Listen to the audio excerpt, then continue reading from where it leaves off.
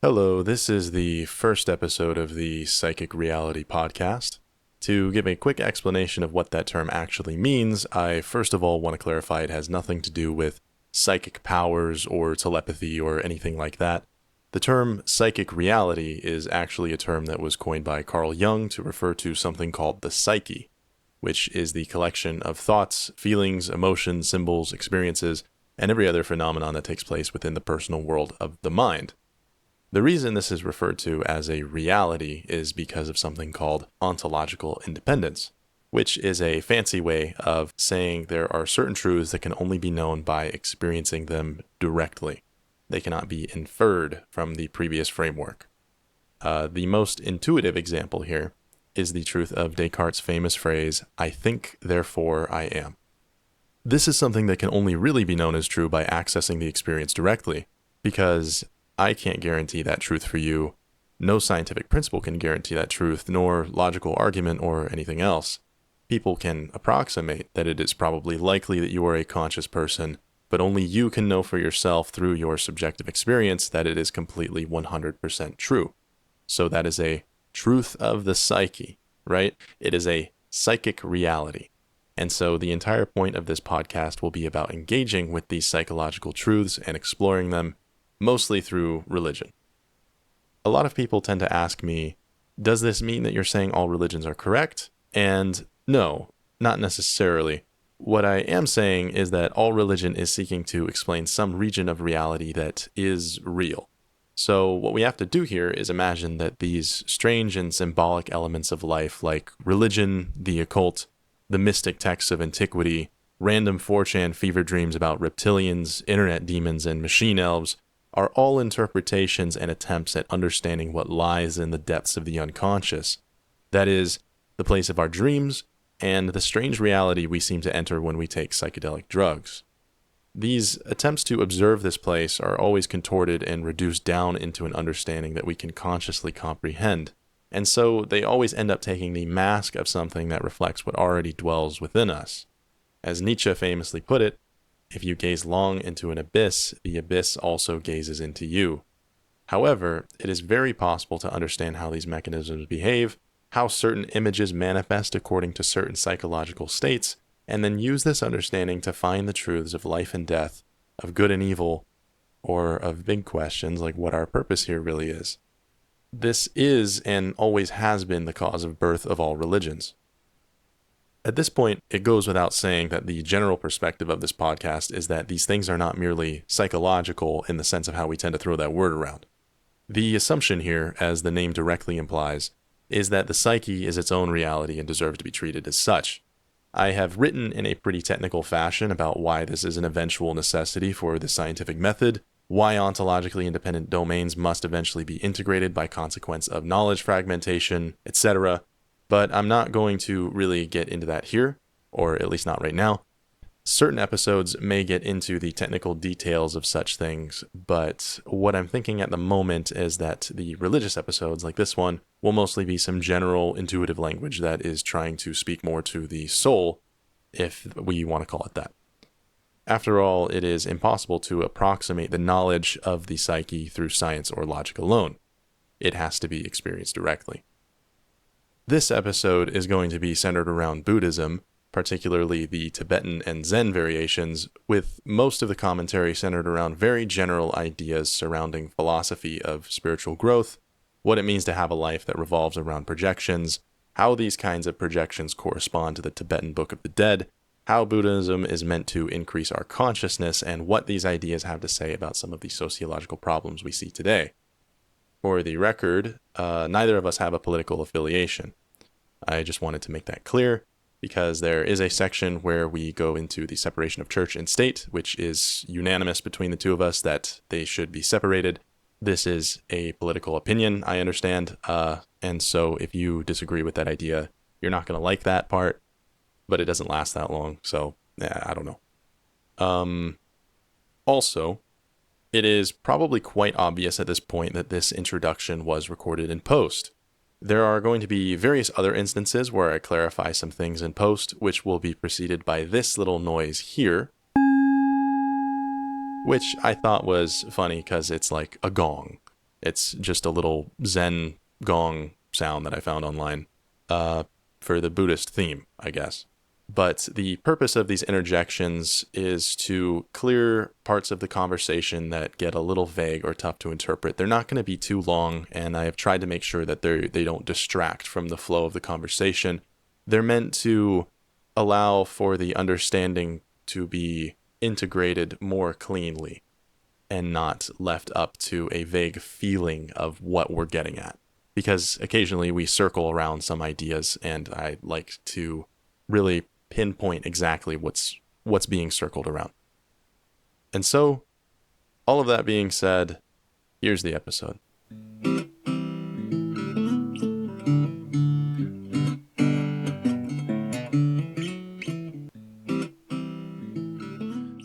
So this first episode here, I am hanging out with a good friend of mine. I've known him for a long time.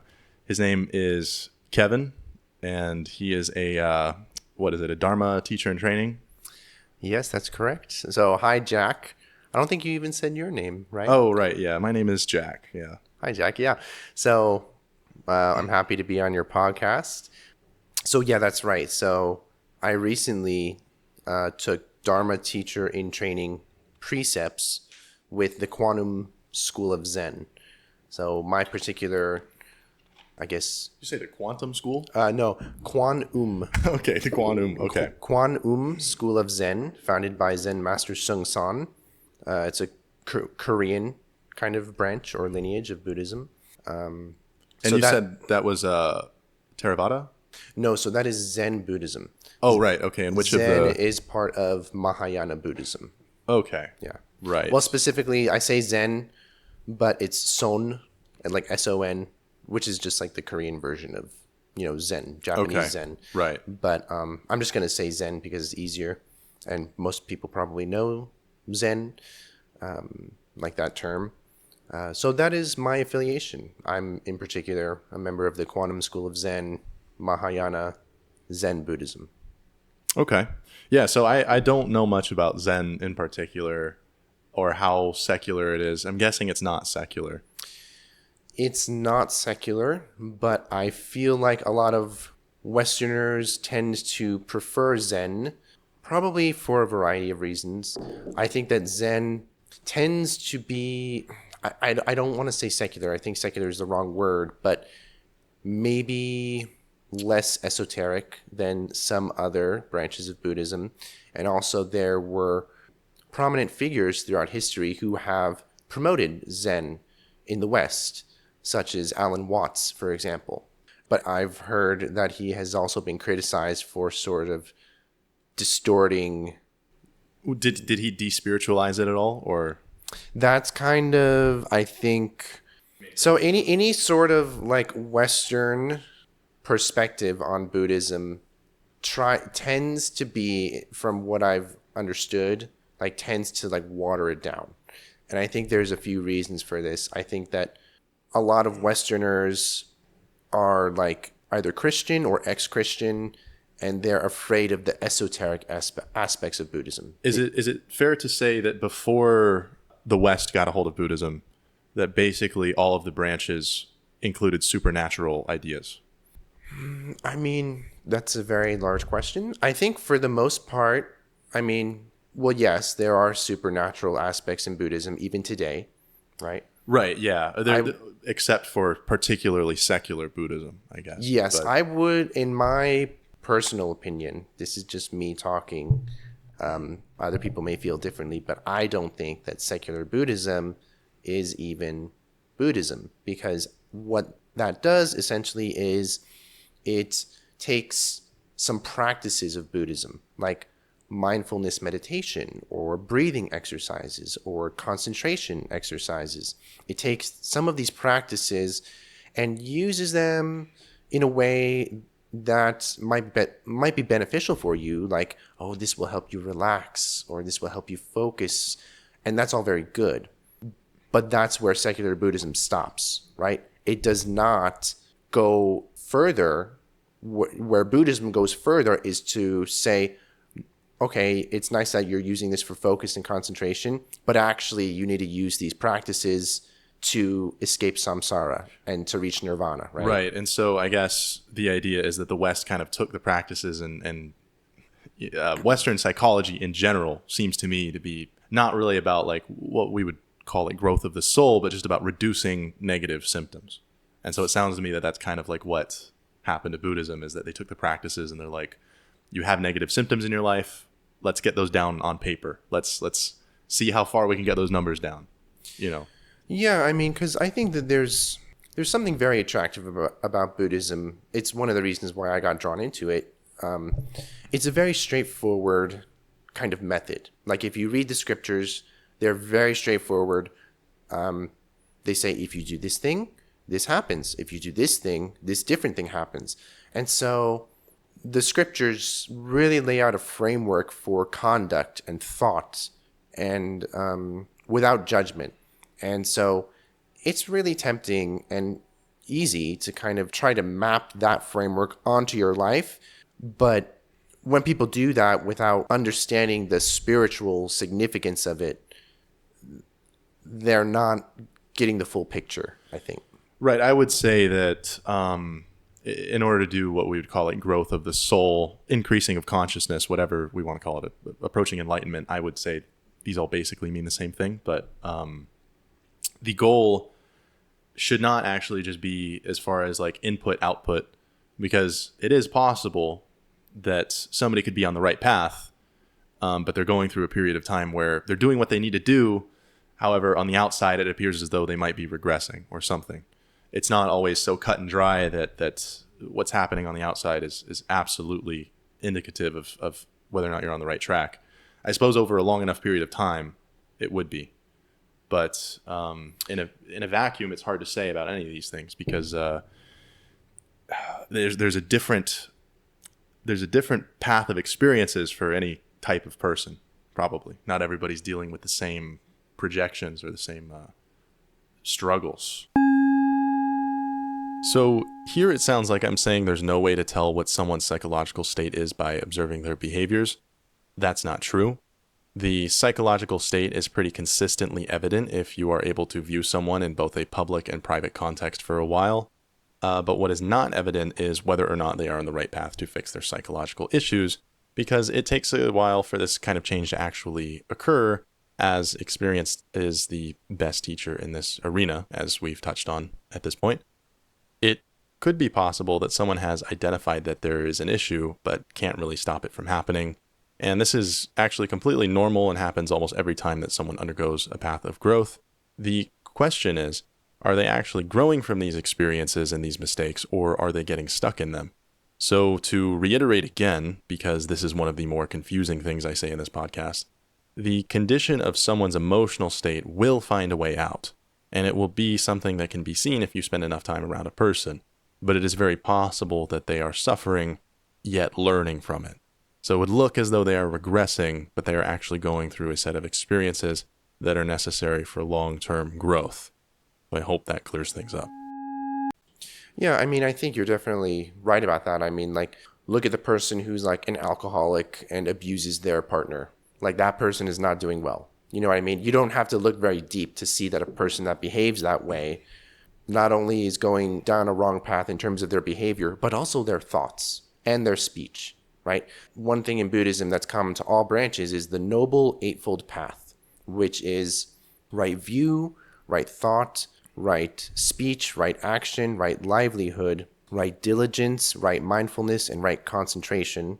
And the way I remember this, I came up with this mnemonic device myself, is victory through strength and logistics demands much courage. So that's how I remember each one. Okay.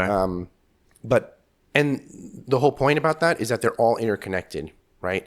So if someone's behaving in a wrong way, chances are their speech is also in a wrong way, and their thoughts are in a wrong way, and maybe their livelihood and what they're working towards is also wrong. You know what I mean? Okay, so yes. I suppose I do necessarily think that if there is distortion going on, it will find a way outward eventually. In some way, it's going to come out, because I do think it's like a law of physics that if there is tension going on, if there are contradictions that are not resolved inside of you, and you're not aware of them, or if maybe even if you are aware of them but you're not doing anything about it, then that energy has to go somewhere. But not only will they come out, it will permeate every aspect of your life, not just one aspect. That's the main goal that Buddhism, or at least Mahayana Buddhism, kind of talks about. I learned this from Thich Nhat Hanh, the Vietnamese Zen Buddhist. His book, The Heart of the Buddhist Teaching, he talks about how they're all interconnected, right? Mm-hmm. So, I mean, if one thing is going wrong in your life, it can and probably will affect every other aspect of your life. And that's why there's one scripture in Buddhism where the Buddha urges his disciples to practice right now. He says it's like the world is on fire, because if you don't practice now, your life is not guaranteed. Like, I could walk outside and get hit by a bus, and that would be it. And then wherever my karma is, that's where I would go, right? Right. But so that's why he encourages his disciples, like, act like you're on fire right now. Like, you have to urgently practice, because you have the Noble Eightfold Path. You've got these 8 things, and you need to make sure every single one is as good as it can get, because if you have one weak link, that will affect all the other ones, right?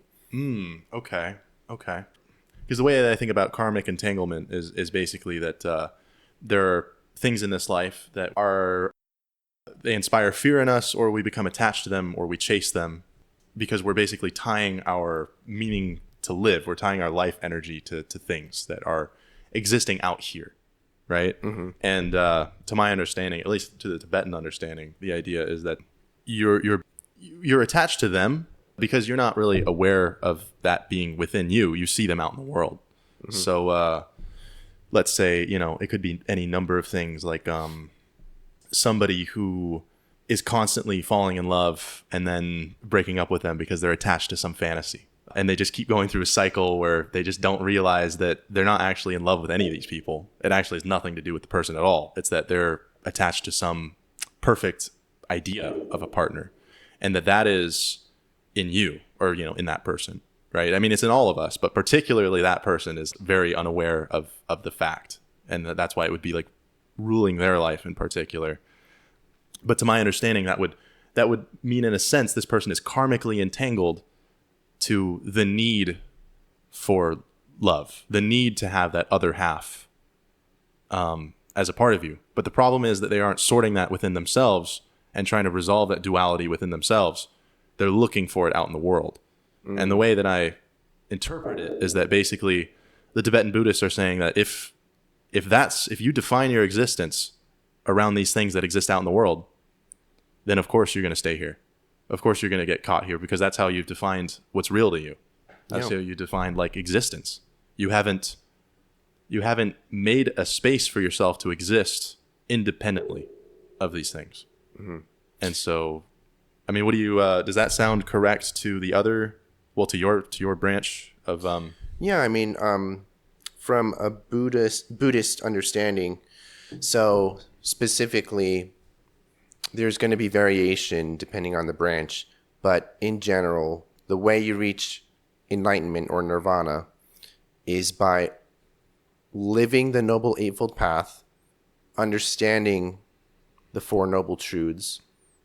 That right there probably alone is enough. But also you could extend it a little bit further to what you were saying, where you have to, like, understand yourself and not chase what's out in the world. So then, we would get down to the 3 poisons of greed, hatred, delusion. Mm-hmm. If you extinguish those, that's really good.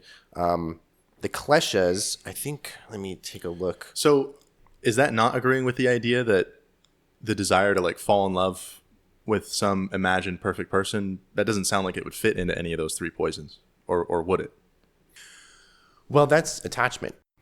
So yeah, getting rid of attachment and aversion, both. So greed, see, this is the problem. So there are many translations, right? Mm-hmm. I say greed, but it's not just about, like, money or whatever. It's also, and actually more specifically, there's, I think there's 12 factors of dependent co-origination. like the 12 specific factors for why we get reborn. And one of them is like craving, right? Craving and clinging, right? So there's all these factors, right? Greed just happens to be like one of the 3 poisons, but there's probably other translations for it. But so really it's about like ignorance, and then like attachment or clinging or craving, or however you want to put it, and also aversion, or wanting to avoid something or disliking something. This dislike mind is a big problem, right? With your example about someone falling in love, if they're always chasing some idea, some fantasy, that's like an attachment to an idea, that needs to go. You know what I mean? Because it's not bringing them any benefit, number one. And I should clarify, we spoke about this earlier, not on the podcast, how some desires are beneficial in Buddhism. You don't have to get rid of every single desire, but it's mostly like craving and clinging to things. Those are the kinds of desires that need to be extinguished. Yeah, clinging to things out of sort of like a lack of completeness in yourself. Because I think that we all kind of intuitively understand that somebody like that, who is sort of like addicted to falling in love or whatever, the actual conscious will is not shining through. You would say that if somebody is stuck in a loop of falling in love with people and being disappointed by them every single time, you could make the argument that that person has less free will, in at least in that arena of life, in the arena of like their relationships and their marriages and whatever, because they are sort of a slave to something they haven't resolved. Right. Yeah. We talked about this earlier, but I guess I can reiterate my point because this is the first episode of the podcast. So I functionally, or I should say, I agree with you. I mostly agree with you, but my point is mostly one of like semantics, where I don't think that anything at all can take away a person's free will. I believe that free will is innate. Is it binary? No. What I mean is that because of our human existence, everybody has free will, but there are factors that can limit your access to it, like addiction, or like your genetics. If your genetics, like let's take an example of like a serial killer. I don't know if this has been debunked or not, but like supposedly there's like a gene that makes you more susceptible to being a serial killer, and it's like, oh well, it was he was more likely to become a serial killer because of his genes, right? Maybe he was going to do it no matter what. So all these things, in my view, like everybody has like the same base level of free will, but there's circumstances and other things that deprive you of access to it. Well, it sounds like a lot of people have less access to it, or they have more of a struggle. Yeah, I mean, I definitely agree with that. Like, and it's not really their fault. It wasn't within their control. Somebody could have some genetics that make them very predisposed to addiction, and then they could also grow up in circumstances that push them to it. Yeah, of course. And I would say that functionally, it's not that that person has less free will of any fault of their own, but functionally we would probably say that they just do. Or at least that... I suppose. I get what you're getting at, yeah. It's not a rip on people, right? That's not what I'm saying. I'm just saying that to me it seems that consciousness is something that varies within people. Oh, yes. And that Buddhism is one of those ways to increase it. I think that is what religion is for. It's obviously doesn't go that way much of the time. In fact, most of the time, I would argue that it probably makes people less conscious because of the fact that they are viewing it as something out here. And they, in Buddhism language, they're becoming karmically entangled to an institution or a set of rules or Right. a set of cut and dry restrictions on what you can and can't do. Right. I think religion can definitely be taken too far, of course, even Buddhism can be taken too far. And yeah, one of the reasons I really liked Buddhism, I mentioned before, was how straightforward it was and how easy it was. What I really liked as well was it did what it said it would do, right? Like as I was researching. So let's back up a little bit. How I first encountered Buddhism was, at the time, I had been also researching a lot about drugs and psychedelics. And my brother showed me this painter named Alex Gray. Okay. And he's known for his psychedelic paintings. And I thought his paintings were cool. And it turns out he's Buddhist. I was like, oh, that's interesting. Then I read 12 Rules for Life by Jordan Peterson. That's like a self-help book, whatever. Yeah, I think I read it back when I was like 19 or something. There's a very brief excerpt or a very brief passage where he mentions a friend of his who studied Buddhism and concluded it was nihilistic, and then that friend later committed suicide. And so I was very suspicious and skeptical of that interpretation. Oh, interesting. Okay, yeah, that actually is going to bring us into a topic, the disillusion, dissociation, misconception. So idea, yeah. I was suspicious of that, and then Justin showed me Alex Gray, and I was like, you know what? There's got to be something here. Maybe there's something really interesting about this. Then that's when I started researching not just Buddhism, but Confucianism, Taoism, Hinduism. I was researching a lot of different religions and philosophies because I was at a point in my life where I had been like not Christian for a while. And I think I was at that point in like 2017 where I was like kind of fully accepting that I wasn't Christian anymore.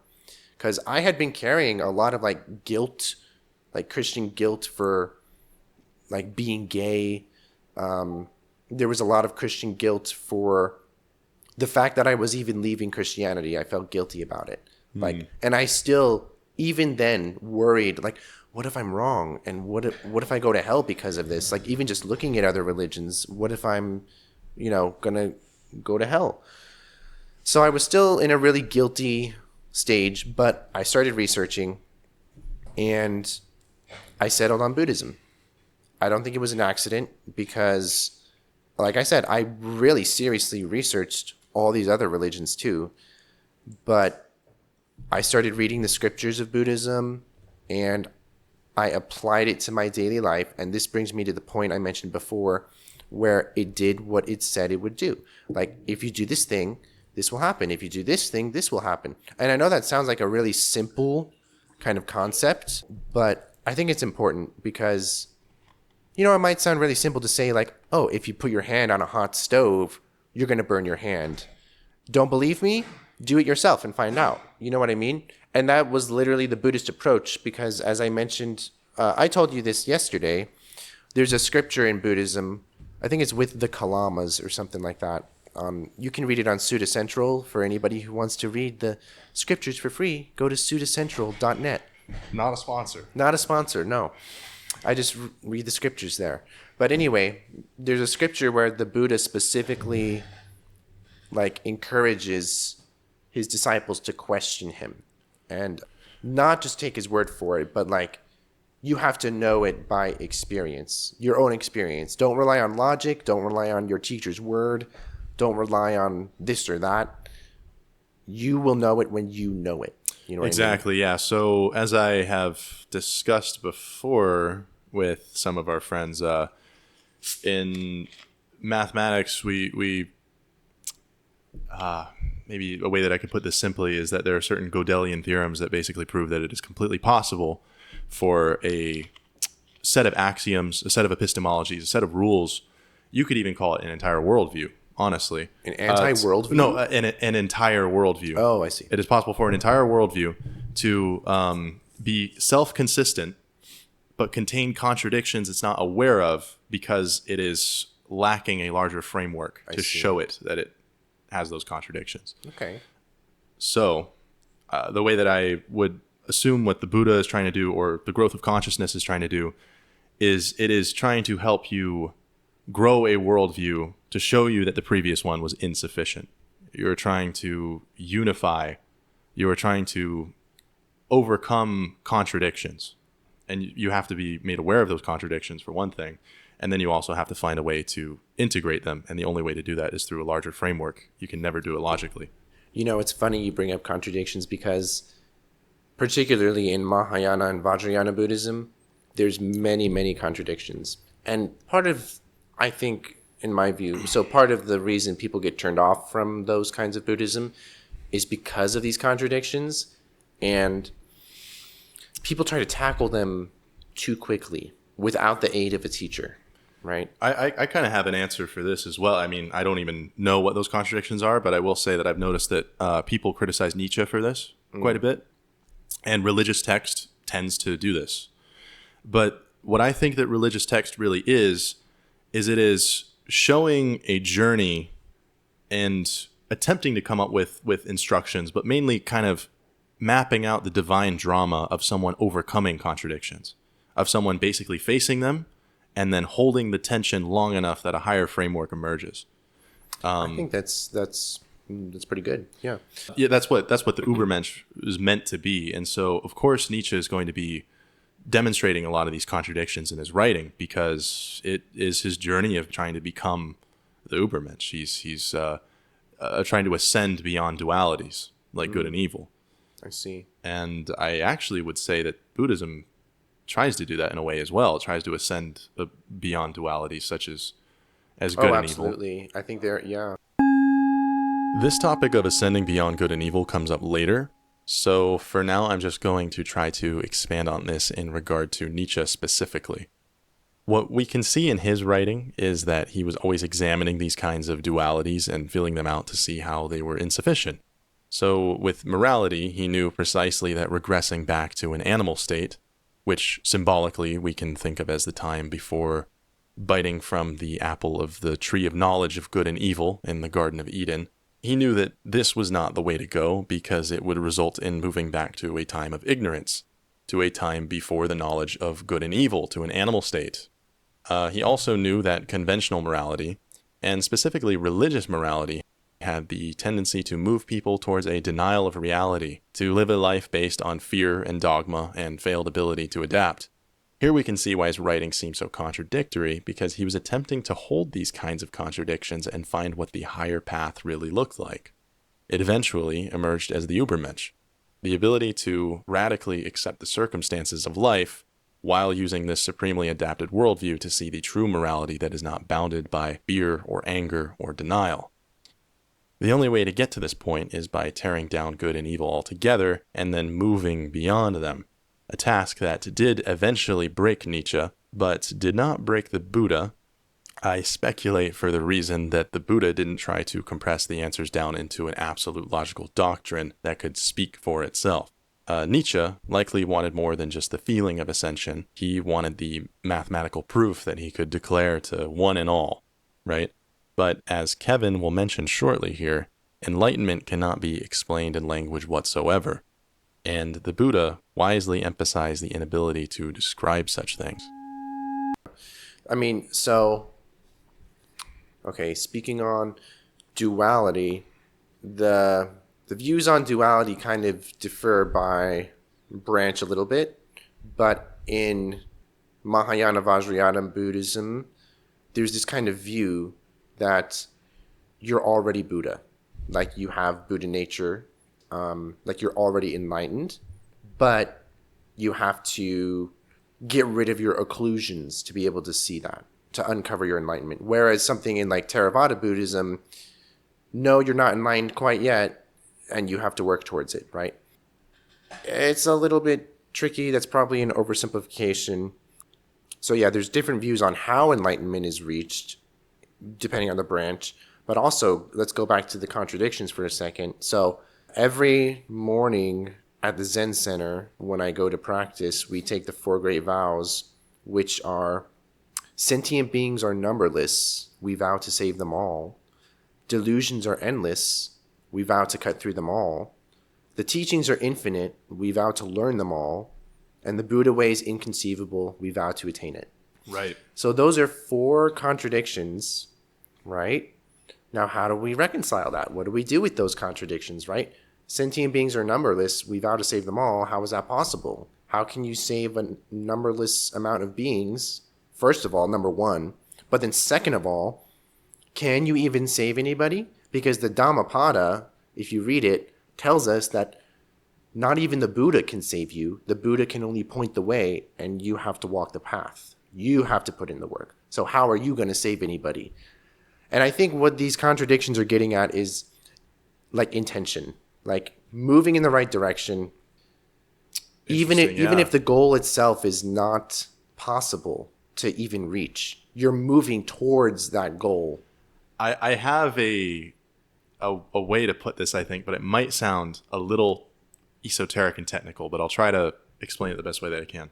All right, so if reality is made up of systems that are chaotic enough that they cannot be predicted from one moment to the next. So reality needs to play itself out through a medium of time and space, moment to moment to moment. It's the same way certain math equations only operate recursively, such that you can plug it in and let it play out, but you can't be like, here's what happens at t equals whatever. You have to like play it out and see what happens. Sort of like Conway's Game of Life, right? So, because in Conway's Game of Life, we say that not every scenario is decidable, or like we don't know if every single scenario is going to halt. There is no way to know. So the halting problem, whatever. So where I'm going with this is I'm saying that it seems as though if reality is basically about movement, growth, if we imagine like time growing as like going in a direction where it's constantly expanding, the past is basically being added to all the time, then it seems to me that when we talk about overcoming a contradiction, like let's say you have two opposite ends of the x-axis on a number line, overcoming it seems to me like it's kind of just about moving orthogonal to it, which means that perpendicular, let's say there's the line and you're moving perpendicular to it and you're building vertically on what was once a line to create like a rectangle. However, this line is not infinite because, as we just defined, it seems as though reality itself is constantly growing. It is not already infinite, so it's constantly moving. Now, I think what it is that, like we were saying about intention, the important part is that we are supposed to be growing now orthogonally to it. So the line is growing. We just need to make sure that the square keeps growing, that we keep moving up from the line to grow the space up. I see. And so when we talk about like, well, it's infinite, how are we going to do it? It's more so just, can we move at the same rate that the line is growing? Can these things grow at a sufficient rate to keep up with each other? That's a good way to put it. Yeah. Yeah, I guess that's about.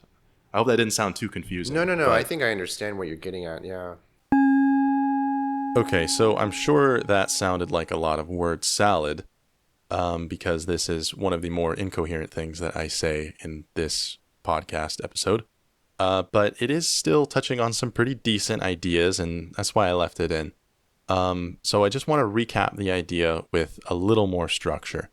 I was saying that if reality itself is not computationally reducible, then it can only ever operate as a recursive function, which is a formula that plugs the current information into the running equation. And I know that the word recursion has become a kind of strange buzzword spit out by LLMs all over the place these days, but it is truly tied to computational irreducibility. It is truly tied to the halting problem. Anyone who's done a little computer programming should know what I mean by recursion outside of this LLM buzzword status. It just means that the looping is something that needs to occur because the entire space of reiterated states can't be summarized with one elegant equation. I think the game of Yahtzee is like this from what I briefly saw online. I'm not 100% sure, but either way, the implication here was that this may be the ultimate purpose of time and space itself, and a general property of reality because of its chaotic nature. And what this would mean is that in order to rise above a contradiction, like let's say past and future, it would be a matter of operating speed and direction and not a matter of some timeless, infinite uniting theorem. I had gotten this idea, of course, just by doing a little bit of personal research on the halting problem. I've written specifically about these ideas on my Substack, but specifically this idea more so came from DMT testimonies that I had been reading about breaking through featuring this feeling of every single point rising above itself so quickly that you eventually end up in some super dimensional space. But of course, this is all speculation. I just thought that it was an interesting enough idea to leave in. So there we go. And here's another thing. While you were talking, we were talking about like time. I'm curious to hear what you think about this. So from a Buddhist perspective, there is no creator God. Okay. In fact, there's a scripture where the Buddha has a conversation with Brahma, who claims to be the creator God and explicitly rejects that idea, right? And instead, the Buddhist view of the universe, like the age of the universe, is that it's beginningless. Like there is no definitive start to when the universe started. Compare that to something like the Bible, where God said, "Let there be light," and then there was light. You know what I mean? But in Buddhism, from beginningless time all the way back, and then the universe will also keep going all the way forward. The physical universe, or just like, I mean, I don't know about physical, metaphorical, but like there's no like creator God, like let there be light kind of situation. It's more like a regressive, like infinite regression backwards and forwards. Well, is it not possible that there is some space in which there is no beginning and no end, but that this physical reality, because it's beholden to the laws of time and space, could have a beginning because it's limited to being physical? Yeah, so here's the thing. I asked this question on Reddit a long time ago about like, because, you know, there's various views about how the universe is going to end, right? There's like the heat death, where everything kind of just stops moving. Then there's actually like the big crunch, where the universe collapses on itself and then has a big bang again. And so that's probably more akin to the Buddhist view, is like everything is going to like collapse on itself and then re-explode again.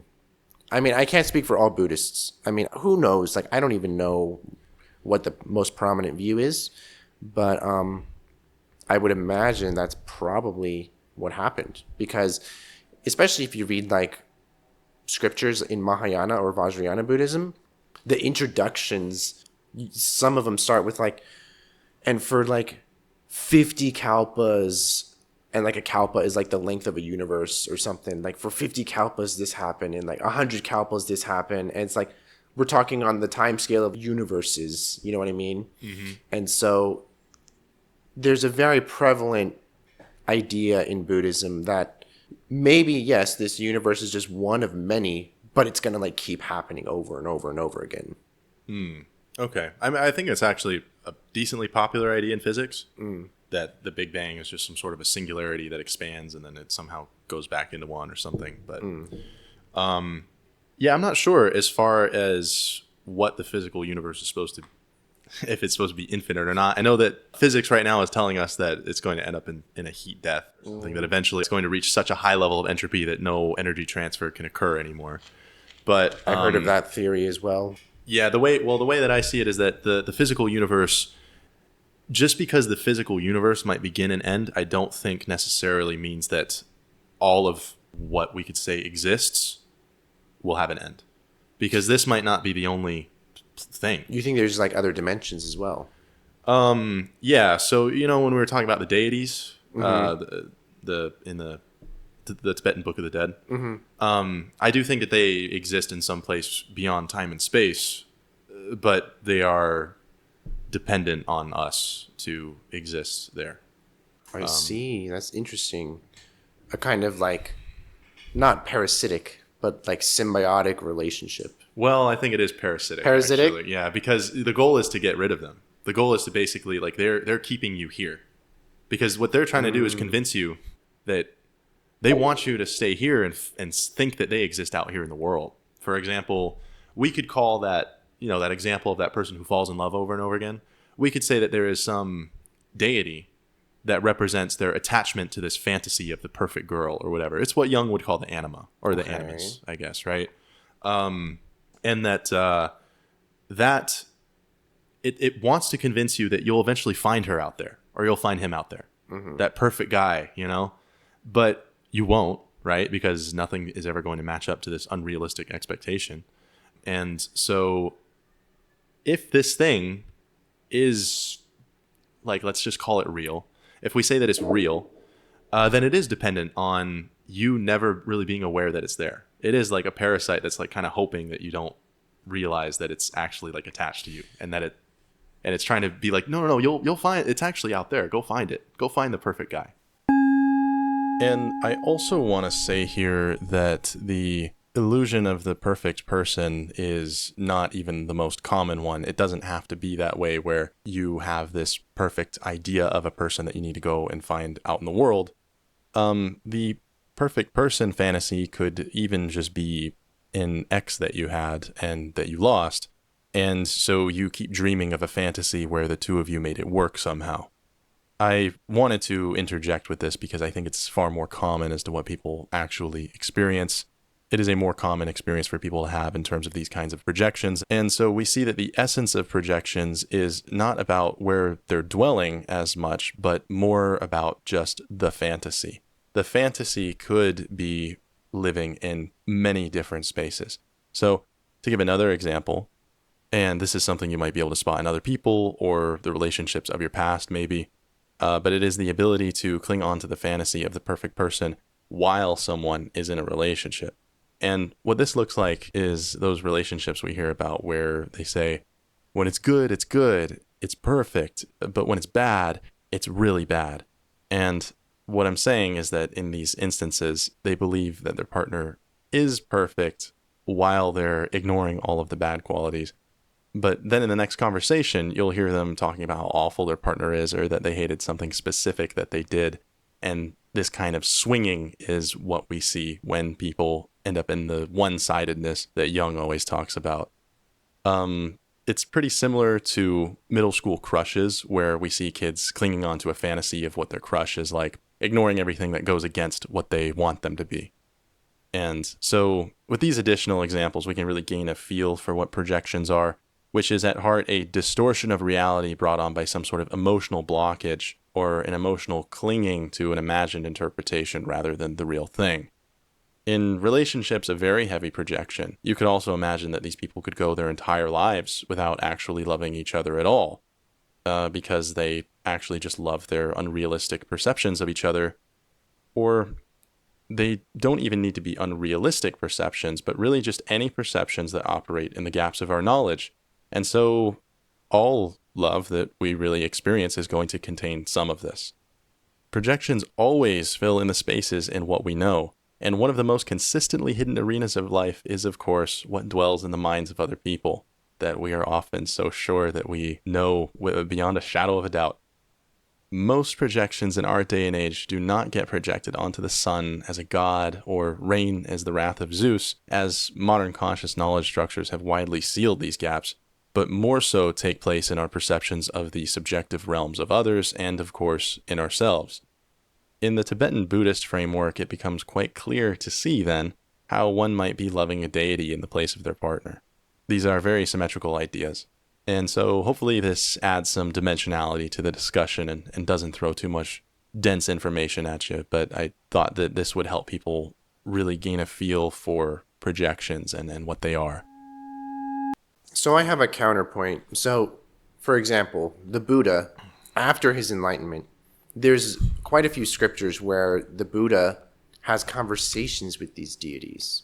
Mm-hmm. So now, my question then is, if the Buddha is at the point where he's enlightened, but yet he's still having conversations with these deities, that clearly means that's a little bit different from what you're saying, where when you reach enlightenment, the deities are gone, right? Well, isn't it that you have integrated them and that... So in the Bardo Thodol, I don't know if I should call it that or the Tibetan Book of the Dead. I probably need to stick with one.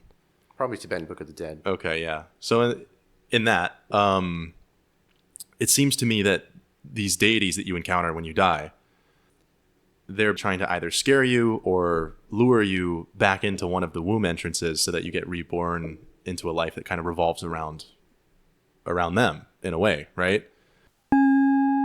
So the counterpoint was never addressed as far as Buddha being able to see the deities even after enlightenment. But the point I was going to get to here was that in the Tibetan Book of the Dead, it is still possible to see the entities without them having power over you.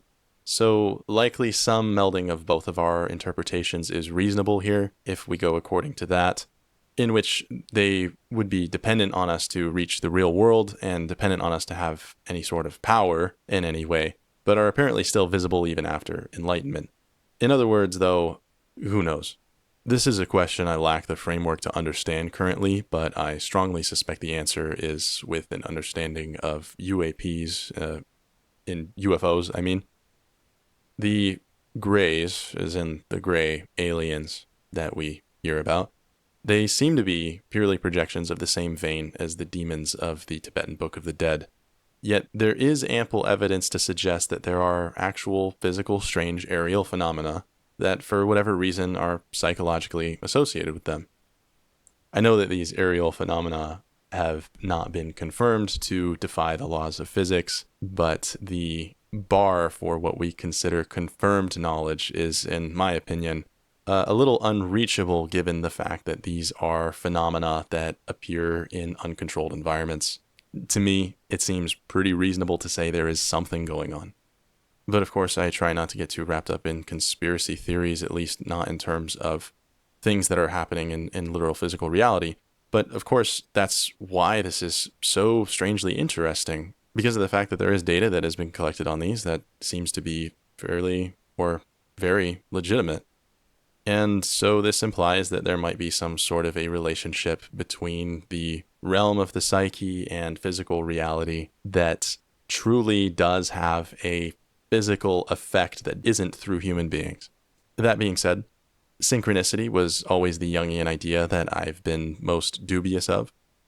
So for now, I remain open to the idea that psyche and matter can manipulate each other, but I still have no reason to directly suspect that it does indeed work that way. Well, I think that these deities, there's many kinds of deities in as well. Like, yes, that's like one kind of deity. There are Dharmapalas, which are like Dharma protectors, where they are deities where their specific job is to protect the Dharma, like protect the teachings of Buddhism, and like to promulgate the teachings. There's very encouraging deities. Like the Buddha, the story goes, the Buddha wouldn't have even taught if a deity didn't come down and encourage him to teach. Oh, right. There's some called the Devas, right? The Devas. Yeah. The Devas, the Asuras, they're another kind. If I recall, there's one that helps you out of hell, out of the realm of suffering. There may be, although I'm not too sure about that one. I'm always a little reluctant about those kinds of deities because it kind of goes against the core. I mean, Buddhism is so vast, but my understanding is that anything that can help you out of hell is a little bit... It's probably like a newer branch of Buddhism, like Mahayana or Vajrayana, because, I mean, traditionally, Buddhism, how long have the lamas, or like, the Dalai Lama, how long has that been a role?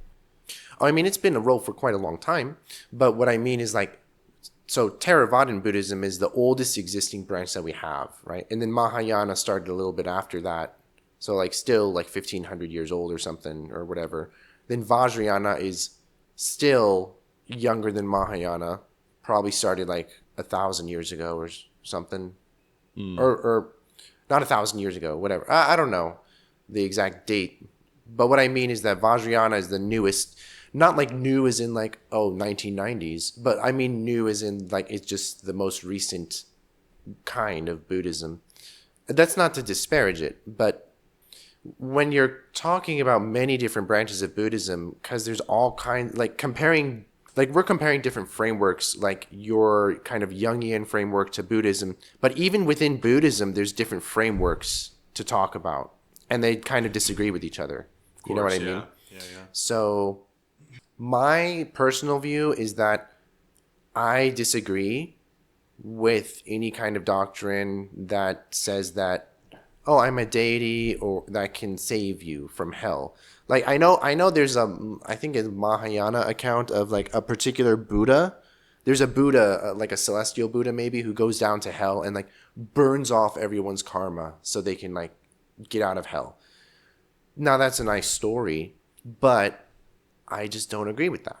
And I'm a Mahayana Buddhist. So let's for the audience that doesn't quite understand how it works yet, as far as the Buddhist hell. So it's just called the hell realm. Is that what we would refer to it as, or? Yeah. So traditionally, there's 6 realms of existence in samsara. So there's the human realm, there's the animal realm, there's the realm of hungry ghosts. Hungry ghosts, huh? Mm-hmm. Okay. Then there's the heavenly realm. There's like a demigod. Yes. Place, right? Yes. So devas are heavenly. Then asuras, they're kind of like titans or whatever, like lesser. And then there is the hell realm. Right. Right. I believe I said that all correctly. So those are the 6 realms. And based on your karma, which karma literally means action, I believe, if we translated that right. Now, it's important to keep in mind, it's not just any sort of action. Like if I accidentally step on a bug and it was an accident, there's no karma for that. But if I see the bug and I have an intention to kill it and then I step on it purposefully, that has negative karma. You see the difference? Yeah. Karma is about your volitional action, your intentional action. And this is why the Noble Eightfold Path is important, because you don't even have to kill the bug. Right. Even just thinking about killing the bug. I was about to say that, yeah. So because of the fact that, like, I mean, it's okay to have thoughts, but if you don't understand that, like, the goal is to kind of integrate these things such that you eventually overcome them, then I think that that's what the negative karma is about. It's like, you should accept that if you have the thought to kill a bug, it doesn't mean that you're automatically like beyond saving, or that you have to throw away the idea. You're like, oh, well, Buddhism isn't for me because shit, I just have these thoughts. Like, it's okay to have them, but you should also realize that, like, if I'm wanting to go out and kill something for no reason, then that is a sign of negative karma that already was there. The thought is just, you should just take it as a sign to be like, oh, I should start paying attention to that. That's something I should start looking at. And that's how you do it. That's how you, quote unquote, burn off your karma, is by recognizing, yes, there is this problem I'm having. I need to work at it, because you're not going to fix your karma by not working at it. It is an effort. It is a practice. That's why I say, Buddhism isn't just intellectual. It's not just a philosophy. It's not just a psychology. It's a practice. You have to practice it like any skill. Like being a good person, like people might think, oh, being a good person is so easy. Like just be nice to people, like don't say bad things.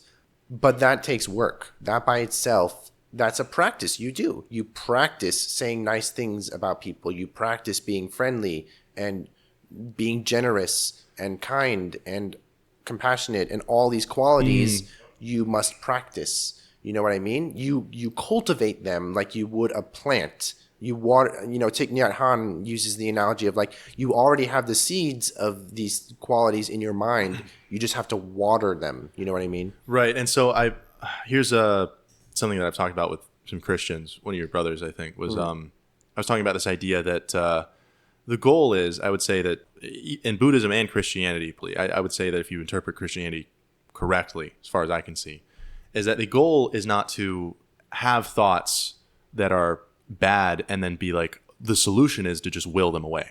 The solution is to just have the force of will to push them away. No, it's actually about integrating them such that they just aren't there anymore. Like, it's such that you don't have the urge to sin. Because what a lot of people think, in the terms of like, if we call it sin, is that in order to overcome sin, you just gain like a force of will. You're just like, I will not be tempted. I will not succumb to sin.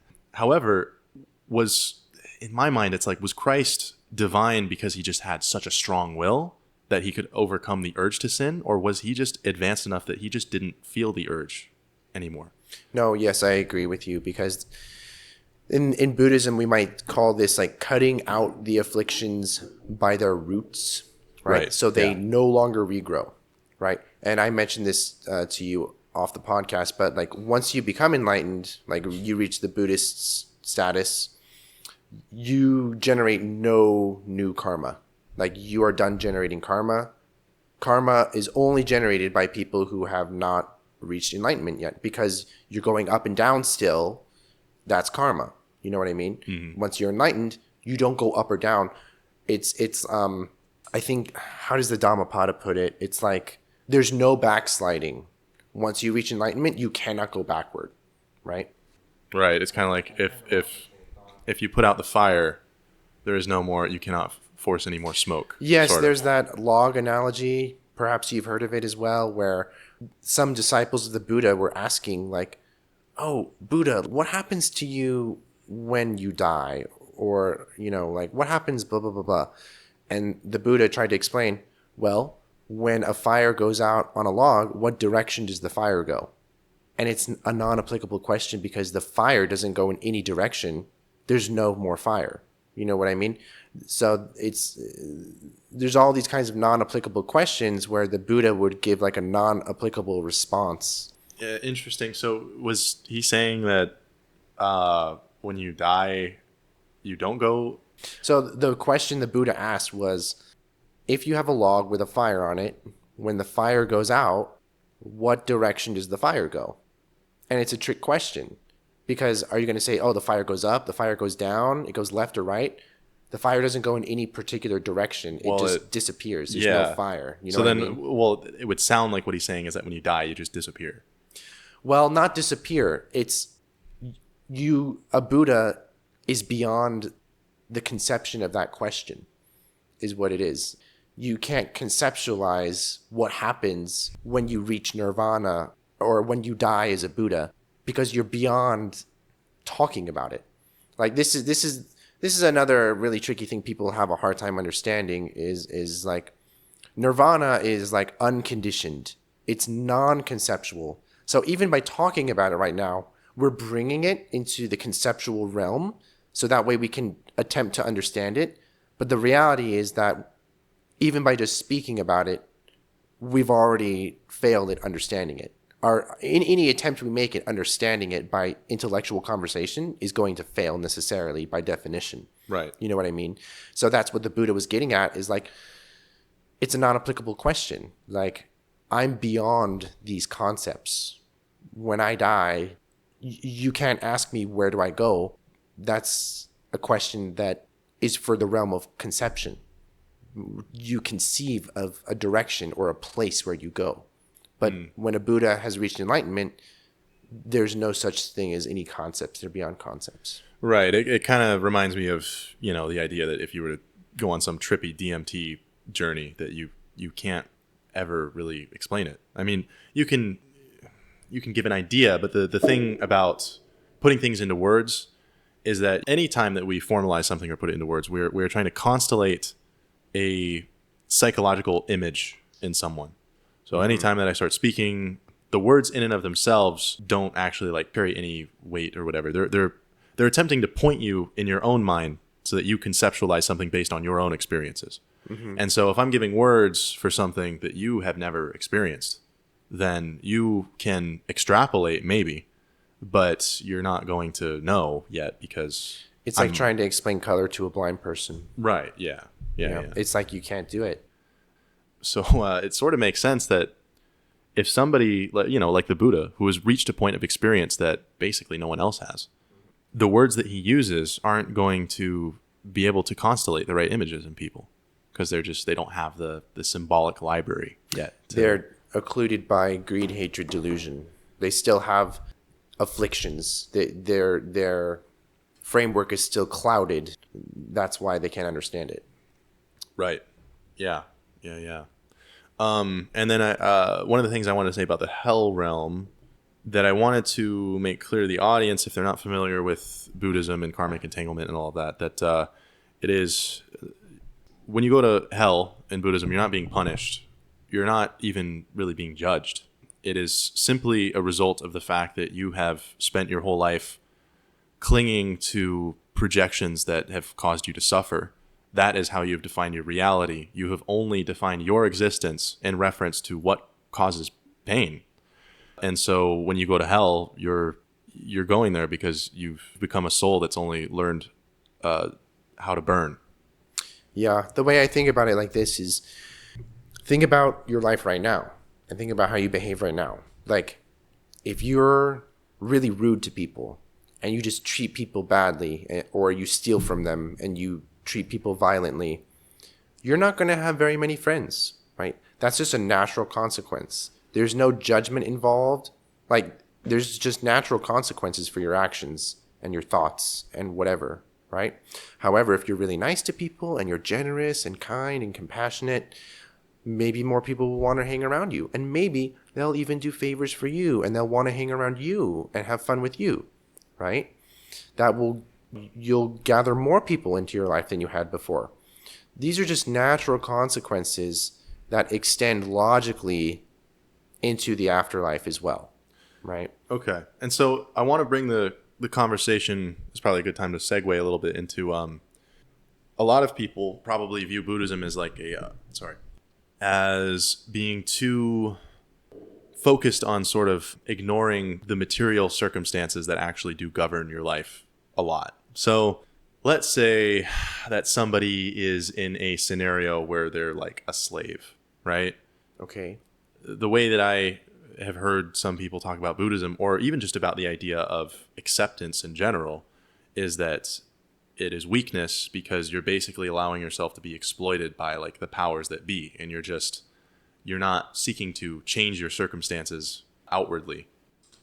Well, if the only way to change your circumstances is through violence, then I think many Buddhists would argue it's better to just let the circumstances play out. And here's the thing, that's not a universal opinion for like all Buddhists. I kind of see the point though, because they're basically saying that like your goal is to clean your karma. Your goal is to clean your... How other people treat you, that's their character.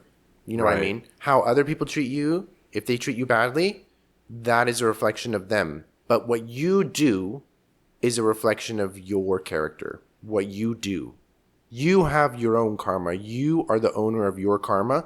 There's no excuse. You can't blame anybody else for your karma. You can't say, oh, but I was in this bad circumstance. I was a slave, so I had to kill my master to get free. It's like, no, you did not.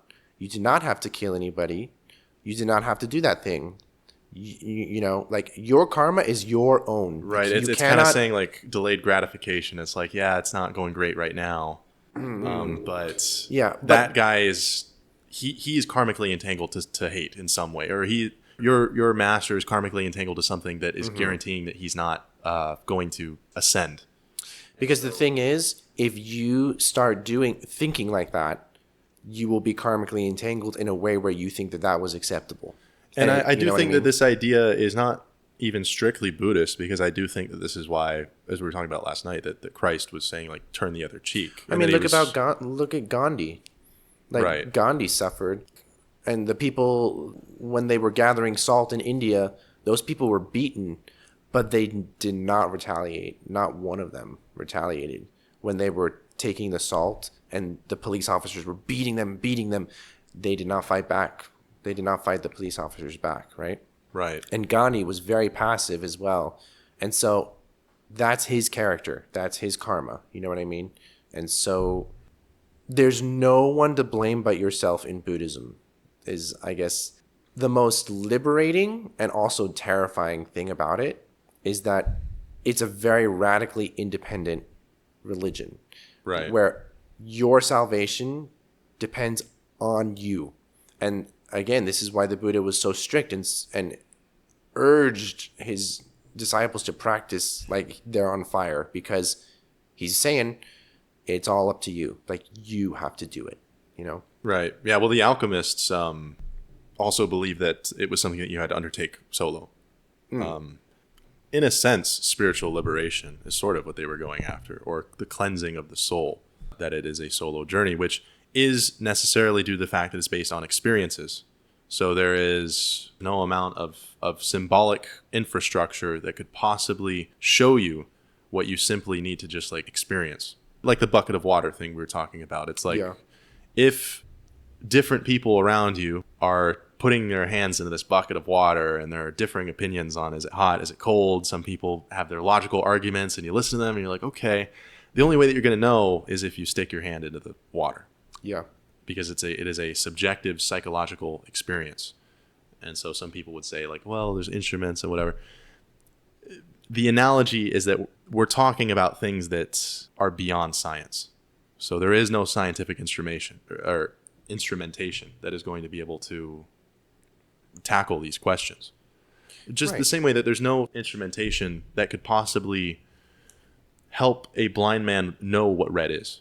You could talk to him all day about wavelengths. You could talk to him about how the occipital lobe and the retina Right. and all these different, how it works. And they would never know. But he's not going to know what red is, or why it is associated with anger, or why we think of like pink, lighter red as like love, and or why we think, And that's just in our culture, because other cultures interpret colors differently as well. Right. Like in America, we wear white for weddings, but in other cultures, white represents death, I believe. That is interesting. Yeah. Yeah. Other cultures, we do not interpret color universally the same way. No. Well, there are definitely some things that are subjective experiences that are, for the most part, pretty universal. For example, the feeling of falling in love. Yeah. In all cultures, it's generally seen as like good. There's not really any culture out there that looks at falling in love as like torturous or whatever. Yeah. I agree with that. So red maybe is just so benign that it doesn't carry a lot, like a strict cultural weight across the board. But there are plenty of subjective experiences that you can only know by experiencing them that also seem to tap into something that is true for all of us. Yes, I agree. And I wanted to get into, so what you're saying right now, how do you tell when someone's enlightened, right? So like the Buddha obviously claimed to be enlightened. How do we know for sure if someone's enlightened? Like, is my Zen master enlightened? Is the Dalai Lama enlightened? How can we know? The Buddha listed, well, in the scriptures, there's some characteristics of a Buddha. Like when a Buddha arises, there's like some characteristics that a Buddha has. The Buddha also was really good about very meticulously saying like the qualities of various stages of meditation. So as you're meditating, if you reach these particular qualities, you're on this stage. And if you reach these next particular qualities, you've reached the next stage, right? So going back to what you were saying, like language is always going to fail because it's always just pointing at experience, but it's not like efficient enough. But the Buddha tried his best, I guess, in his talks to really elaborate, like, here are the stages of meditation, and then when you reach like this stage, you're like extinguished. You're done, Right. Yeah. I guess it sounds to us like he was saying that like you just vanish from existence altogether. No. I think that's why Jordan Peterson's friend in the book 12 Rules for Life like misinterpreted Buddhism and said it was nihilistic. I can see why people think that it's nihilistic because of the fact that, similar to how Christianity can be interpreted in a way such that it kind of just becomes about this militant obsession with morality, where it's just about like follow the right rules. I would say Islam takes this idea really to its extreme, where it's like, where we're like, oh, to solve every problem in life, it's like, let's just decide how we want to be. And then we're just going to be that way. We're going to make laws and we're going to force ourselves to be that way. Regardless of our thoughts, right? Which is the problem, regardless of our intentions. And Buddhism, if taken the wrong way, is sort of about removing yourself from reality and disassociating such that you no longer, like, a naive interpretation of it, similar to that naive interpretation of Christianity, is that, well, it goes in the opposite way, though, where it says, like, move back into unconsciousness, move back into, like, the animal state, sort of. Like I said, a naive interpretation. And honestly, for a bit there, that's kind of what I thought it was saying, is that it was almost kind of saying, like, get to the point where you take psychedelics or something and you just no longer have bad trips because of the fact that you're just dissociating and just going back so far back in unconsciousness that it no longer like hurts or whatever. But I know that that's not true at this point. And I would say the main reason I know that that's not true, and I'm definitely interested to hear what you say, but the main reason I know it's not true is because moving back into unconsciousness necessarily always means that you are going to have less empathy, not more. The more conscious a person becomes, as a rule, as like some sort of weird mathematical fact, you become more compassionate and you have more empathy. And so therefore, I just know there's no way that Buddhism could be saying disassociate and go and move back towards animal brain, move back towards, regress, back into nature in a way, right? So I'll get into some of these misconceptions. So what you were talking about, the dissociating, right? When I first started studying Buddhism and researching it, I fell into this trap. And bear in mind, I was still kind of carrying around this Christian guilt about like, what if I'm wrong and what if I go to hell for studying Buddhism? And so for a lot of the time, I would like dip my toe in the water and be like, okay, I'm going to like study the scriptures a little bit, But at this point, I was scared because I was coming into the contact with these points that are often misinterpreted, right? Dissociating being one of them. So the main one that I fell into was the idea of Buddhism is about getting rid of your desire. Like you don't want to desire anything. That's a misconception. So there are particularly wrong forms of desire in Buddhism. One of them is called Tanha, T-A-N-H-A, which I think means craving, right? That is like when you want, like, I really, really want a piece of pizza right now, or like, I really need to go back to school and get my degree. Like any form of like attachment like that is wrong. But what I didn't know at the time was there are positive forms of desire in Buddhism, like your aspiration to become enlightened for the benefit of yourself and all other sentient beings, right? Yeah, and the aspiration to help others if you can, right? Yes. And so I was really worried at the time, like, what if like I fall in love with someone? Am I supposed to get rid of my love for them? And so like what if I'm like happy? Am I supposed to like get rid of my happiness? So, there's all these misconceptions. The dissociating one is a good one. People think you need to be detached from the world, but that's a misconception because we talked about the 3 poisons already. Aversion is one of the 3 poisons, right? You do not avoid the world. There are monks that, live up in mountains and things like that, very isolated. And the Buddha even talked about in the scriptures that going into a life of poverty is a very hard thing to do. But he did not instruct lay people to do that. There's instructions for lay people, which are usually just the 5 precepts, right, which I've taken. But there's a separate set of instructions for the monks. And a lot of the time, people think that the instructions for the monks are also applicable for lay people. But you don't have to do what the monks do because you're not a monk. You know what I mean? But people often think, oh, if I'm not living isolated enough, if I'm not living up in the mountains or meditating this often, I'm not a good Buddhist. No, it's like if you're a lay person, you do what you can. The Buddha often talked about, I don't know if he talked about it, maybe in different terminology, but like skillful means, right? And what this means is, for example, the Buddha, he gave his teachings differently based on his audience, like whoever he was talking to, right? And this translates into our lives where we do what we can, right? We're not monks, we're lay people. So you know the Noble Eightfold Path, you know the 4 Noble Truths, you do what you can. That's it. You don't have to try to force yourself to be a monk if you feel like that's not right for you. You know what I mean? People who feel like they're forcing themselves into Buddhism come into contact with a lot of suffering because then they recognize, oh, this doesn't feel right. I feel like I'm forcing it on myself. It's like, no, Buddhism should feel very kind of effortless. You're not grabbing onto anything in Buddhism. Rather, you're letting things go.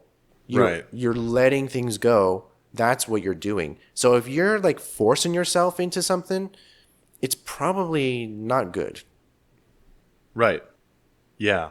I mean, all of these religions, I think, are supposed to be about ways that you yourself, through experience, through lifestyle, like you were talking about, through understanding things that dwell within us, how can we take those things, unravel them, understand them, and become more conscious as a result?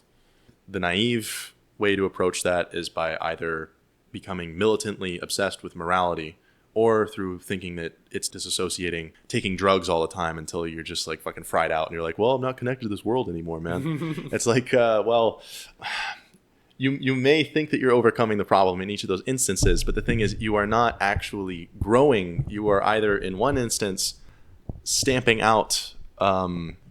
It's sort of like, at the end of the day, transformation involves parts of you to die.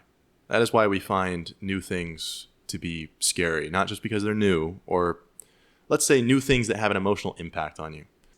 I guess that's a little circular, but I'm saying that new things tend to frighten us because of the fact that they have the potential to change us. Mm-hmm. And transformation necessarily involves death in some way. There are some parts that will die. There are some parts that are going to be replaced, and some branches will be trimmed, other ones will grow. And the naive interpretation in either of these is basically trying to say, well, that's scary. I don't want to die at all. I don't want anything to die. I want to be able to stay the way that I am. But disassociating is trying to solve the problem by saying, like, well, I'm just never going to get attached to anything in the first place. I'm just going to opt out. I'm just going to avoid having to confront transformation at all by never growing the tree. Yeah. If I never grow the tree, then it will never grow off in the wrong directions that need to be cut off and then, put into the right direction, etc. Yeah, which isn't true, because the thing is, sorry to interrupt you, but like this is another reason why Buddhism is scary, because one of the 3 marks of existence, or sometimes it's called the 4 doors of liberation, one of those is anicca, or translated as impermanence. All conditioned things are impermanent. That's one of the core beliefs of Buddhism. The 4 seals are all conditioned things are dukkha, which dukkha is most often translated as suffering, but really it means like dissatisfaction or unsatisfactoriness.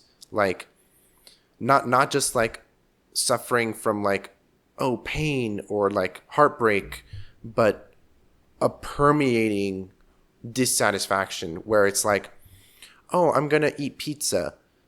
Okay, I'm not hungry anymore, but now I'm thirsty, so I'm going to have a soda. Oh, but the soda like kind of upset my stomach, so now I have to go to the bathroom. Oh, and now I have to go to the bathroom and I'm going to wash my hands, but there's no soap. So now I have to go to the store and buy soap. And it's like this permeating like dissatisfaction. That's what dukkha is being constantly dissatisfied because of our conditioned existence. A good example of this is we always need to eat and we always need to drink water. So the kind of like, why make my bed if it's just going to get messed up again kind of thing? Yeah, actually, okay, so hang on. I don't know if hunger and I actually don't know for certain if hunger and thirst are dukkha, because that might be a different kind of dissatisfaction. It might be. But what you're getting at is like, yeah, like this pencil, I'm going to need to sharpen it again. Or like I always need to do laundry because my clothes are going to get dirty. Like it's a, permanent state of dissatisfaction because of the state of our existence. You know what I mean? Like no matter how you live your life, you will always encounter it, is what dukkha is. So that's the first understanding. Second one is anicca, which is all conditioned things are impermanent. You've already touched on that. And this is why I was also a little bit hesitant to get into Buddhism because I was still hung up on the idea of a permanent soul, like Christianity, the idea of a soul and everything. And I actually did a lot of comparison between Hinduism and Buddhism because there's some similarities actually, but the main two differences between Buddhism and Hinduism are anicca, impermanence, and then this third point, anatta, which is non-self. So Hindus do not believe in anatta, which is non-self. They believe in the self. And they don't believe in anicca either, which is impermanence. So on the one hand, so Buddhists believe all conditioned things are impermanent. And then the third point is not all conditioned things, but all things, not just conditioned things, all things are non-self, okay, including non-conditioned things, right? Then this fourth point is nirvana is true peace, right? So those are the four doors of liberation. The first two apply to only conditioned things. Then anatta actually applies to everything, right? And you can find this on Wikipedia or even in the Dhammapada. But those are very important for understanding as well because they're kind of core points, I think, to understanding Buddhism. Because the whole idea is like, why would your karma matter if there's a permanent essence to you that can't change? If there's a permanent self that like exists forever the way that it is, why would your karma be so important? So here's what and we were talking about this a bit last night. I was saying that it seems a little confusing because it's implied to me that Buddhism is saying that your progress, you kind of take it with you to the next life in a way, or your lack of progress, let's say, right? And I was really confused about this as well. And so I went to Reddit. And so the analogy I got from one of the replies that has stuck with me is the analogy of like a candle. Like lighting a candle. So let's say you light a candle, then you use that candle flame to light another candle. Now these two flames are not the same, but there is a continuum happening. And so that's why there's no notion of a permanent soul, like in the Christian sense, but there's a continuum that happens, right? For example, think of it on a physical scale. Let's just think about it materialistically. What were your atoms before they were configured into this human form, right? What were they? They were something different, right? And also, you're shedding millions of skin cells like every day. Where did those go? Those become something else. Are you no longer the same person because you shed like skin cells? See, we have the illusion of a continuum of being the same person, but we age, right? People grow. Am I the same person I was like 20 years ago? No, I was like this tall, right? Am I the same person I was yesterday? No. Am I the same person I was 10 seconds ago? Even as I'm speaking to you, many thousands of cells are dying and being reborn, but I experience a continuum of, oh, I'm Kevin still right now. You know what I mean? Right. Okay. So we are, as my Zen master likes to say, he always says this, we are process, not entity, right? We have these conditions. This is why, I say conditioned existence. There are various skandhas, we call it in Buddhism, or like conditions that have been brought together where we experience reality the way that we do, right? Our eyes work the way that we do, the way that they do because we have like an occipital lobe, like a nerve running from our eyes to our brain, and that works a particular way. And nerves send like electrical impulses a particular way, and so we see color a particular way. But we know that other creatures see color differently. We know that there are like insects or fish or whatever other creatures that can see like that have like 10 cones and rods in their eyes, not just like the 3 that we have, right? We have RGB. But other creatures see many other colors. Some creatures even see in other wavelengths on the spectrum. Like maybe they see in infrared or ultraviolet or something like that. So their reality is completely different from what we see. And it's because of the way they're conditioned, the way that they were brought together. Their elements were brought together, right? But then when they die, they're going to be those elements, whatever made them up, is going to be something else. Right, but your progress that you take with you, let's call it that, right? Okay. Your karmic essence, I don't know what to... Karmic progress, that is also a continuum, right? So I was using the physical example because that's easier to understand, I think, for other people, and also for me. Like, the physical example is easy to understand. Like, oh, when I die and if I get buried, my physical body will be eaten by worms and bugs, and it will be physically turned into something else. Now, here's the part where and I'm sure a lot of other people have a difficult time understanding. Now we're going to talk about the karmic progress, right? So it's really easy to think about like the physical, like what happens to your physical body. But then when we're talking about the mental or like the karmic progress, that's a little bit trickier to kind of envision, even for me, like to think about, well, what happens to your progress? And so we were talking about various conceptions. So for example, in Theravadan Buddhism, when you die, you're reborn like immediately, right? In Tibetan Buddhism, there's no Bardo states in... I don't think so. Oh, okay. To my knowledge, I'm not an expert, but to my knowledge, you're just reborn immediately. Okay. And then in Tibetan Buddhism, we were talking about the Tibetan Book of the Dead, there are Bardo states, and you can stay in those states for a long time, actually, like over a month. Like you can stay in those states for like, I think 49 days, right? Yeah, the limit was something crazy. Okay. So there's a very wide like array of interpretations of this. I have no idea which one's right. I haven't thought about it that much, because I practice Zen, and so Zen is all about like moment mind, like moment by moment, like present moment. Focus on the present right now. You know what I mean? It's really hard for me to think about the logistics of how your karma goes forward after you die.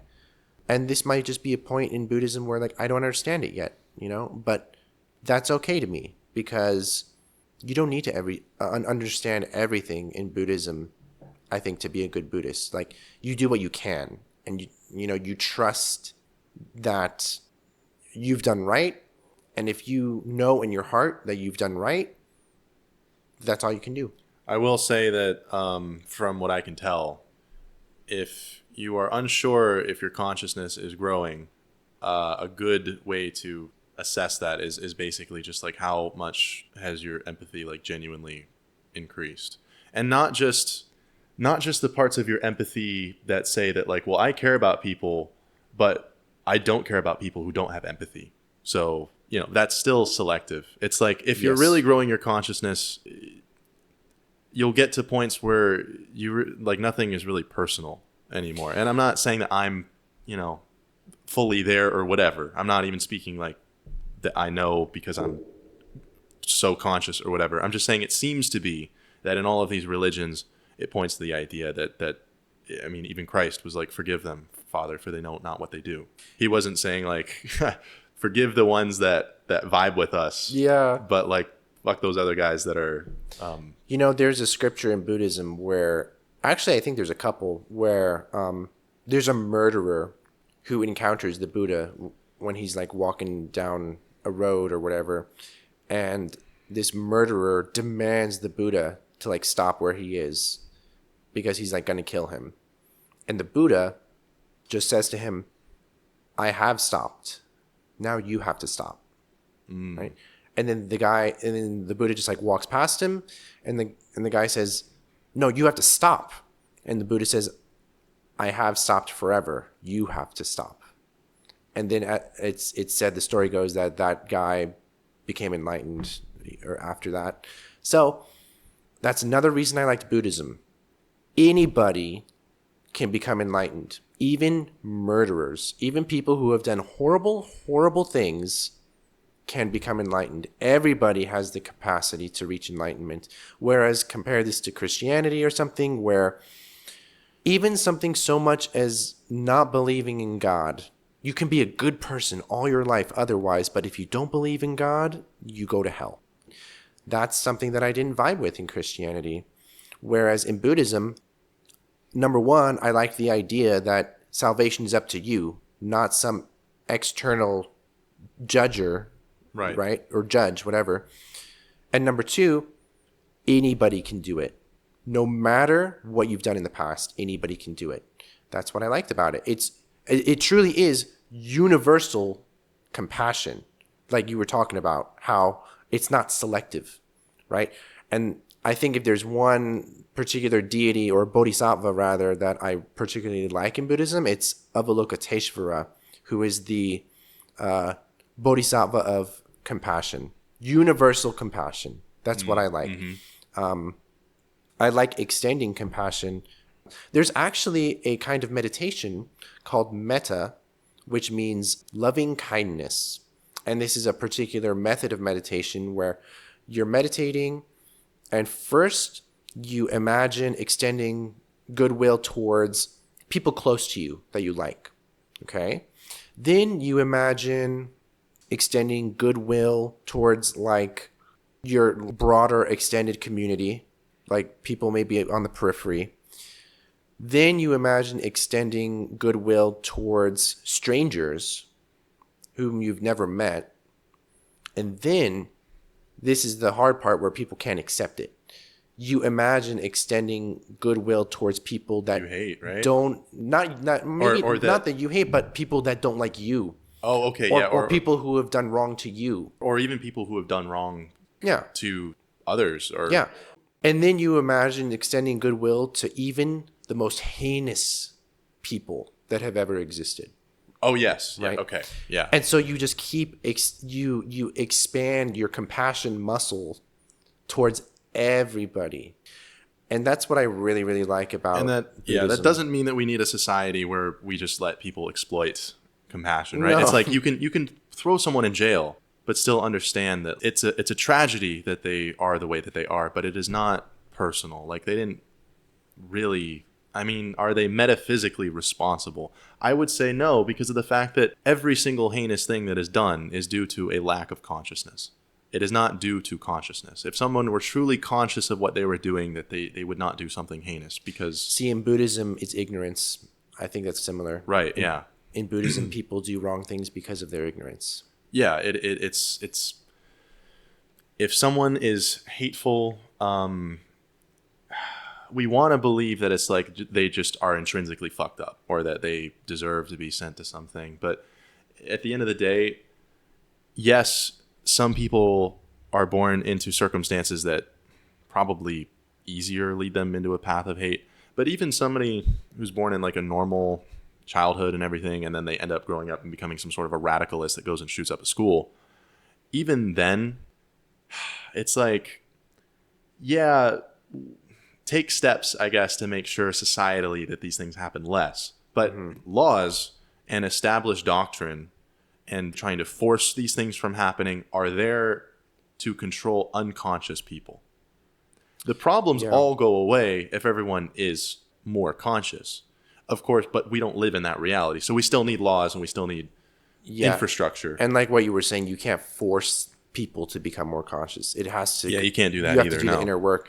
So my Zen master likes to say, I think also this is from Zen master Sung San, but it's like correct function and correct relationship, right? So for example, going back to what we were talking about, have compassion for these people, but that doesn't mean they get to walk free. Right. You know, like they still go to jail, right? Because we live in a society and we have to protect people. You know, that's just the way that things are. So correct function, correct relationship. You do what you can in your space. You act the proper way.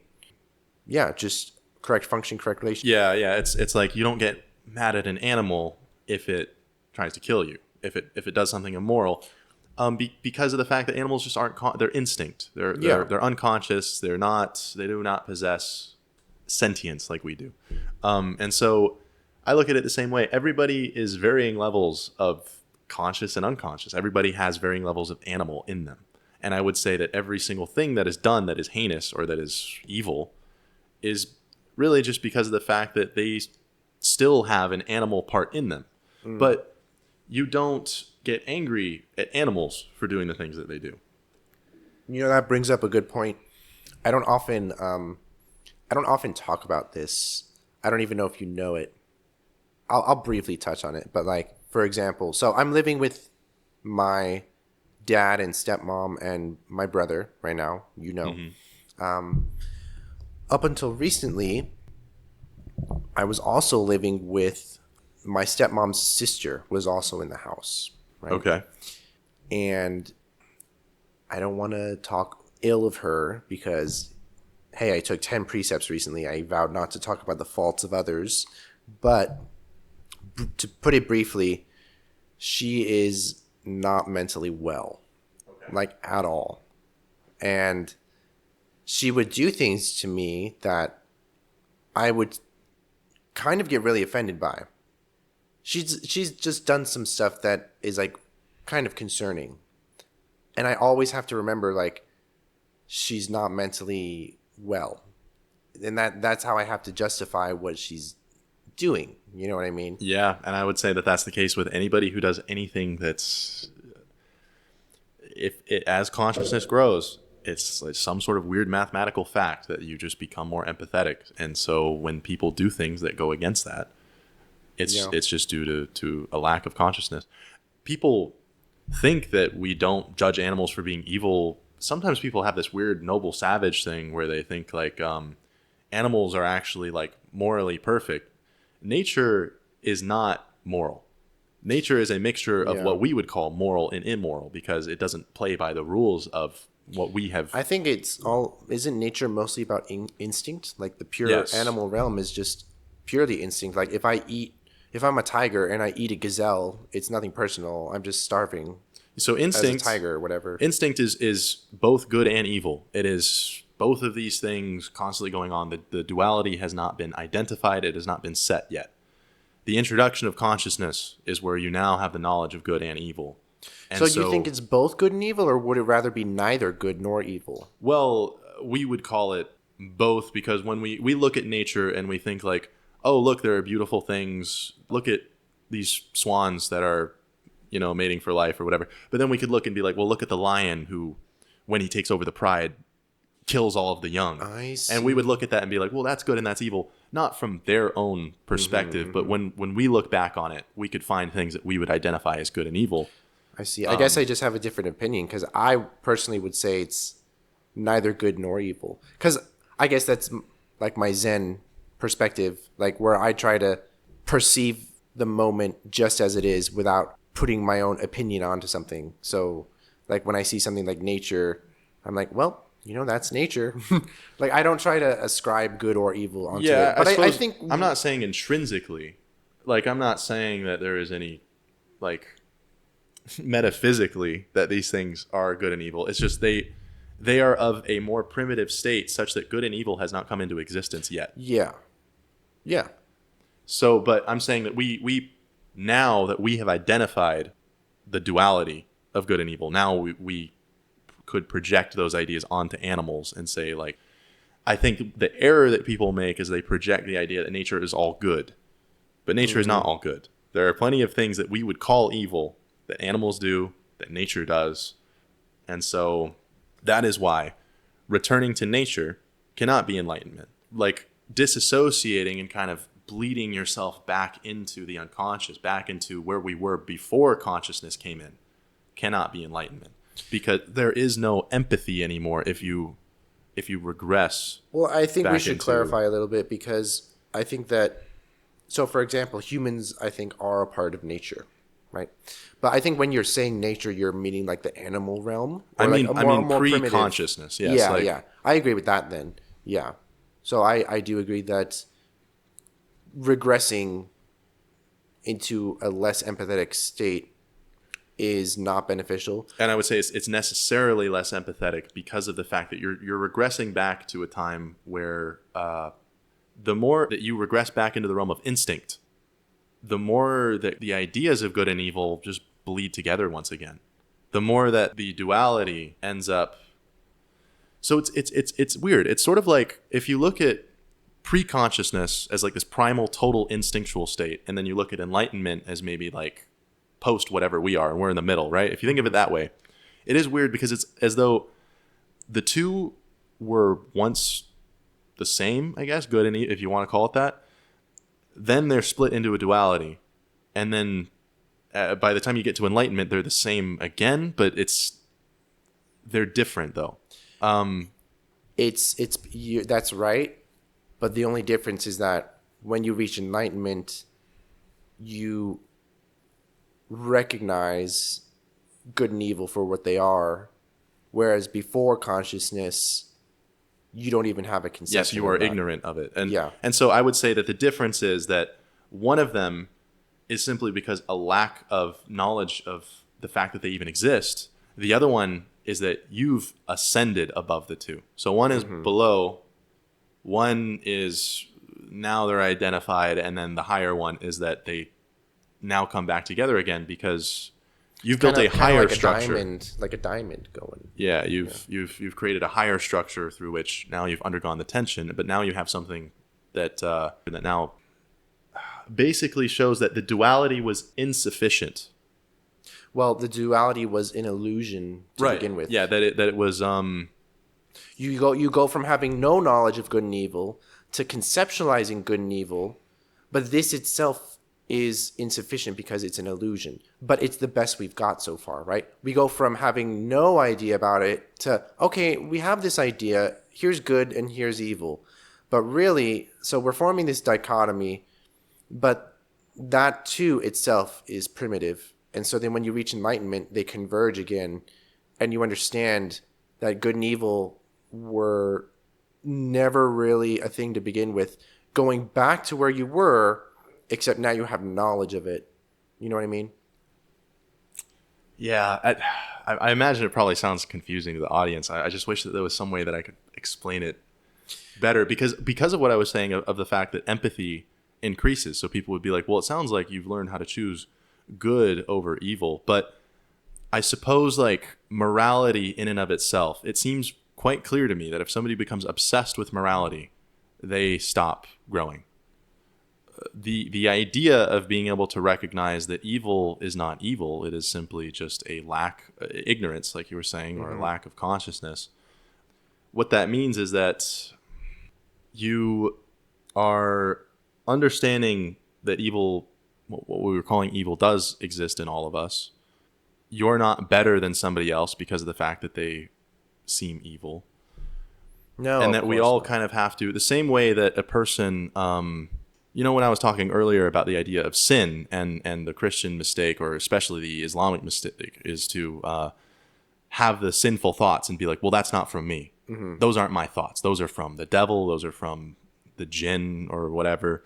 And then they expel of them because they're like, those aren't me. Weirdly enough, the only way to actually become more conscious is by understanding that they are you. And by understanding that these things actually do take place in you. They're not out there. They're not coming from something that's not you. And that it's okay, for example, if somebody has a thought of cheating on their wife all the time, the naive solution to that would be to think like, I don't have those kind of thoughts. I'm going to get rid of those. Those are not of me. I don't want to cheat on my wife. I would never think that. And then they push it away. But what they actually need to do is understand, I guess, apparently there's a part of me that wants to cheat on my wife. And it's scary because it conflicts with what we want to be, right? Mm-hmm. I'm not saying that somebody just needs to be like, well, I guess I got to go do it now. But if you keep unraveling it, you might understand that what's actually going on there is that you're just afraid of getting older, or that there's some sort of deeper thing going on that compels you to want to cheat on her or whatever. And you're not going to be able to untangle that and integrate it until you see where it's coming from. You accept that this is what's going on and this is the way that you feel. You have to keep unraveling in that way. But if you trust the process, then with any luck, this hypothetical guy could end up understanding himself well enough that he doesn't want to do it anymore. It's like the ability to force away temptation versus the ability to just not feel it in the first place. When I listened back to this part, it did seem pretty confusing. The Nietzsche explanation earlier should have helped a lot, but we are dealing with a pretty specific core question here, which is, how is it possible that ascending beyond good and evil results in higher empathy which is something that is pretty undeniably good and not evil. It's actually sort of possible to see that we are running into the same kind of semantic issues that Nietzsche does in this conversation, because at this part we are unraveling a duality. And if I had to pop in here and try to really put a pin into the idea that we were circling around, it's that self-identifying morality will always inhibit growth, which is a very common theme in the teachings of Christ. Christ recognized that morality was often used for people to goon out on feeling superior, shaming sinners and publicly ostracizing them so that the public could display that they were one of the good ones. But this is precisely why good and evil are insufficient, because at the end of the day, they are judgments. And to use these ideas to judge is to use them to externalize and distract one from what in Christianity would be called the kingdom of heaven, in Buddhism as the path to enlightenment, or that we could call in colloquial speech as the way to higher consciousness. I'll be getting more into this on the Christianity episode, but for now I just want to explain that empathy arises because it is actually a lack of judgment. It is forgiveness at its core, something that the duality of good and evil can and does obstruct us from seeing. Yes, I think that's the root of it. So I wanted to talk about, so this kind of reminded me of another misconception about Buddhism, so people kind of say that Buddhism is like go with the flow. And to an extent it is, but some people take that a little too far and paint the picture that Buddhism means that you have to be passive with your life. Like, oh, just let your life pass by. Like, just go with the flow, which that's not really true. You can still have like free will. You make your choices, right? You can still take control. You can say, oh, I'm going to go back to school. I'm going to do art. I'm going to do whatever this thing, right? The go with the flow aspect of Buddhism does not mean that you surrender your destiny in a way and just, oh, I'm just going to let karma sort everything out. People have so many misconceptions about karma. Like, the one that gets me is like, what comes around goes around. And it's like, oh, if you donate like $10,000, then later on you're going to get $10,000. And it's like, no, that's not how that works either. Karma is not like that. But I had a specific example I wanted to bring up. So Islam. So going back to Islam, I think a perfect example of what you were talking about was like why it needs to be done by like inner work, right? Well, so in Islam, and I could be very ignorant on this, I don't know much about Islam, but like the husbands have their wives wear like burqas. You know what I mean? And the reason they use is that they don't want to be tempted by their wives, or they don't want other men to be looking at them and like envious or tempted as well. Right. But the whole problem is, well, then you're externalizing the problem. You're projecting the problem onto your wife. Oh, if I'm tempted by my wife, I'm going to cover up my wife. Right. Yes, but the problem is maybe I should deal with my feelings of temptation instead of covering up my wife. Maybe I should do some inner work to figure out why I feel this way. Yeah, they so don't do absolutely. That. So if I were to put some structure to that idea, I would say that there is no growth of consciousness without conflict, because it's all about connecting dualities. It's all about basically identifying contradictions, the things that are contradictory, and then being able to integrate them through some sort of a higher structure. So the solution of trying to create heaven on earth, or like trying to create a spot where we artificially get rid of the tension, basically entails that you are trying to keep your framework so small that the only way that you're going to avoid feeling the contradictions is if you keep your framework from growing. Right. It would be like akin to going out and starting some sort of a little, I don't want to say Amish, but something like that, right? Where we go out and start a little cult or whatever. Mm-hmm. We move out into the jungle or something where we're going to create a society such that people don't have to deal with the problems of the world. Mm-hmm. But the thing is that you should be glad, and this is where I kind of integrate some Nietzschean ideas, which says that like you should be glad that the world's not perfect. You should be glad that there are things that cause tension in you and that cause these conflicts between what we wish that we were versus what it seems to be the case instinctually, or like, you know, things. What even would a perfect world be? Right, and people people think that the way to get there is outside. We just change the things outside, and then now we won't have to deal with the conflict anymore. But you should want to have the conflict there such that you can overcome it, because that's the way that you grow. If the world were perfect, if we lived in a world where society was set up in such a way that these things never came up in the first place, then you are basically capping where your consciousness can be. You are basically guaranteeing that you will constantly be karmically entangled to the things that you are trying so hard to artificially avoid. You are trying to build a castle, guaranteeing that you are never going to integrate the things that lie outside of that castle. Yeah, but your castle's a sand castle right next to the waves. Right. When you don't integrate things, it is not that they go away, because the conflict is still there, right? So even if you create a society where you're saying like, we're going to make the women wear burqas so that we don't become sexually tempted anymore, that instinct, you didn't overcome the instinct that way. Yeah. Like that You're just shrouding it. Yeah. So does it just go away? No. It's like a law of physics. Like it still exists there. It will find a way out. And that's, I think, why, you know, I don't want to rag on Islam too hard, but because then here's the thing, like you have various garments for women, right? There's the hijab. They progress in like covering more and more and more, right? Like some of them just cover the head. Some of them cover the head and the shoulders, and then the burqa is like the full one where like you only have like a slit for the eyes, but some are even more strict where like you have a veil over that. Yeah, I think that one's like the niqab, maybe. Yeah. It's like you have a veil over that, and like they're ground length, so you literally cannot see their feet. Like you are entirely covered. So like we progress from like, oh, we're just going to cover you up a little bit, to, okay, we're going to cover you up a little bit more, to, actually, we don't want to see you at all. You know what I mean? So like the problem is still there, but like your solution for dealing with it escalates.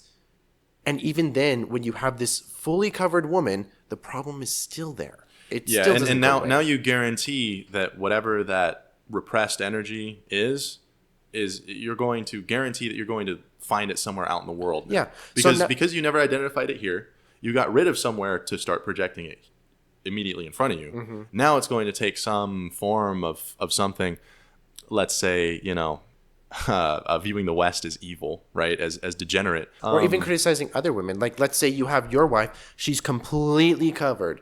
Well, now what do?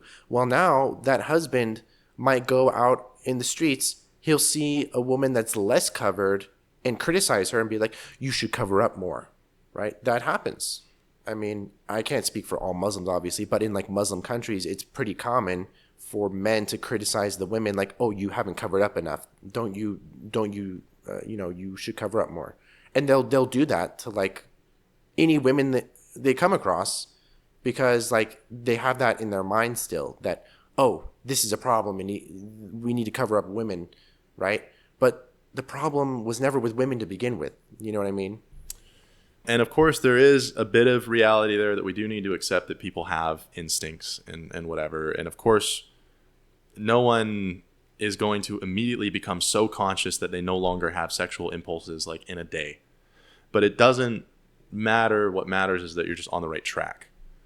Let's say that you do identify that you're like cheating on your partner, or that you want to really badly or something. Mm-hmm. What's important more so is to say, I know that this is a problem and I am on the right path to figure it out, right?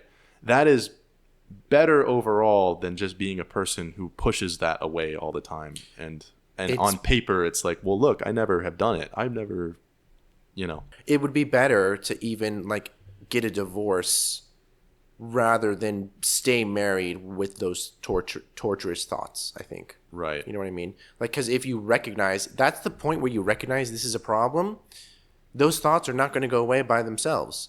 So you either like go to therapy and try to work it out, or like understand like you know what, I'm at the point where maybe we shouldn't be together anymore because like I have these thoughts and they're not going away.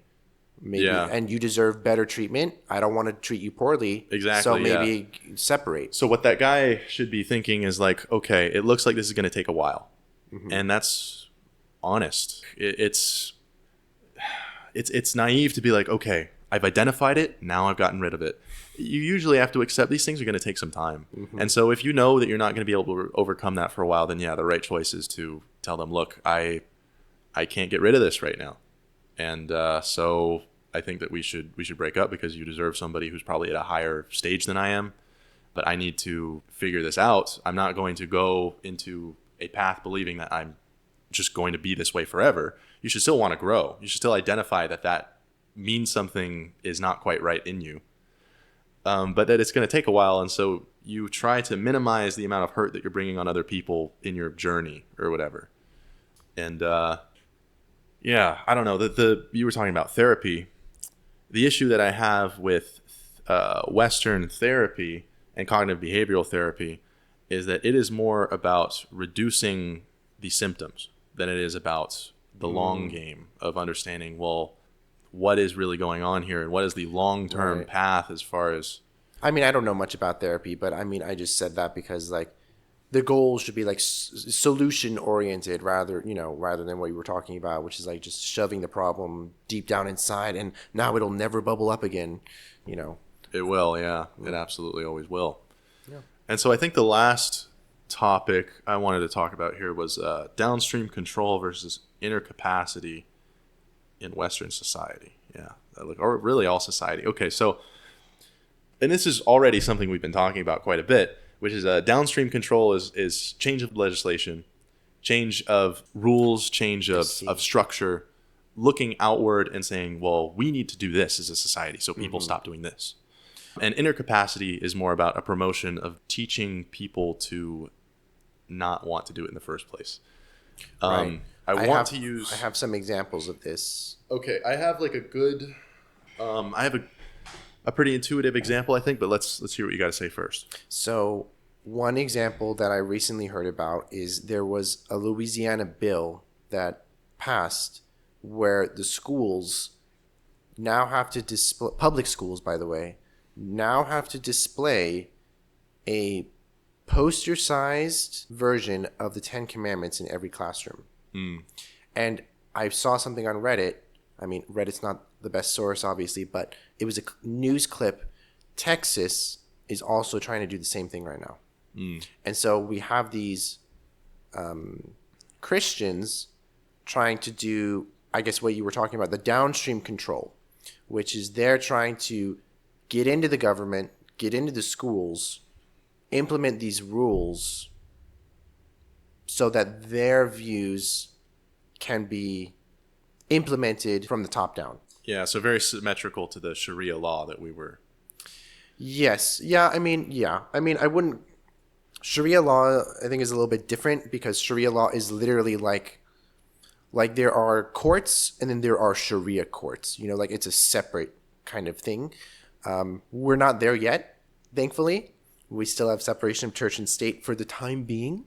But I mean, it is concerning because, like, I think the way to go about it, like what we've been talking about, is that what was the other term that you said? Inner capacity. Inner capacity. Like, look, I don't want to dog on Christianity or Islam or these other religions too much. But what I will say is that if you want someone to like improve, the way to do it is not through legislation forcing your way of life upon them. You know what I mean? Like, that's why I think that this whole Ten Commandments situation, their argument is that, the Ten Commandments were very foundational for our founding fathers, and it's like a historical document. Their argument is, we're looking at this from like a historical perspective, and that's why we want it in the classrooms. I don't buy that entirely because they're not doing that with other religious documents. They're just doing it with the Ten Commandments. You know what I mean? Yeah, sounds a little so it's a little disingenuous. It's a little suspicious because if you valued history, number one, Why would you value only American history? Why not like world history? World history is pretty important. Why don't we value the history of other cultures as well? Why are the founding fathers so important that we have to have?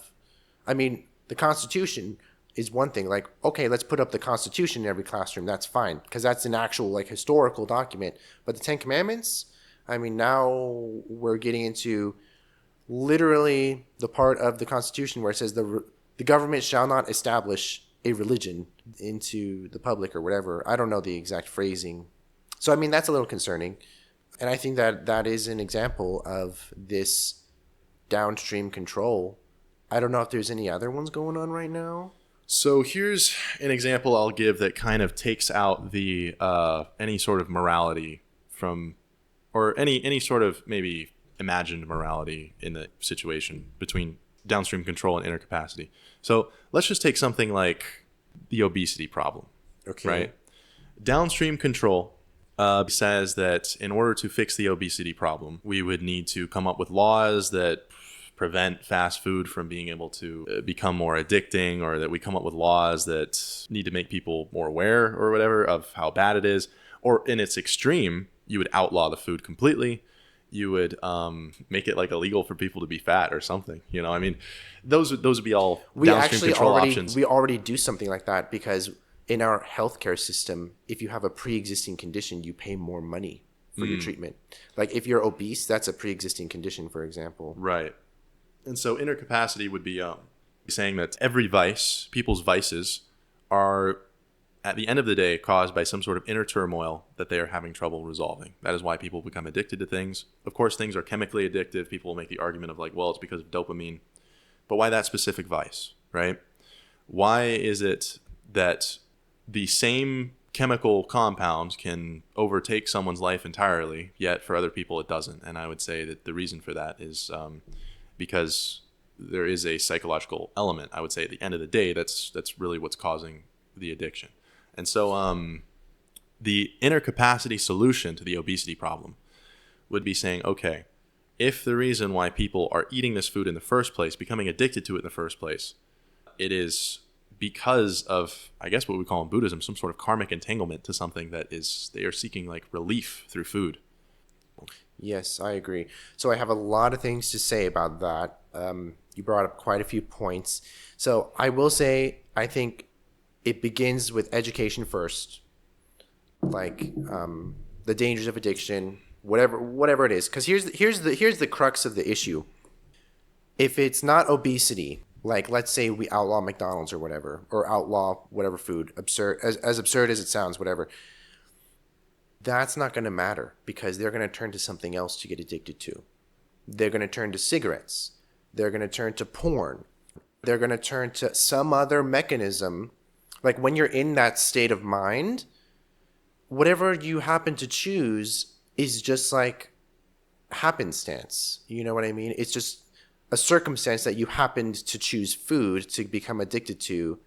I mean, no. First of all, nobody chooses to become addicted to anything. But what I mean is that, your addiction just happened to be food. Yeah. It could have been cigarettes. It could have been gambling. It could have been all these other things.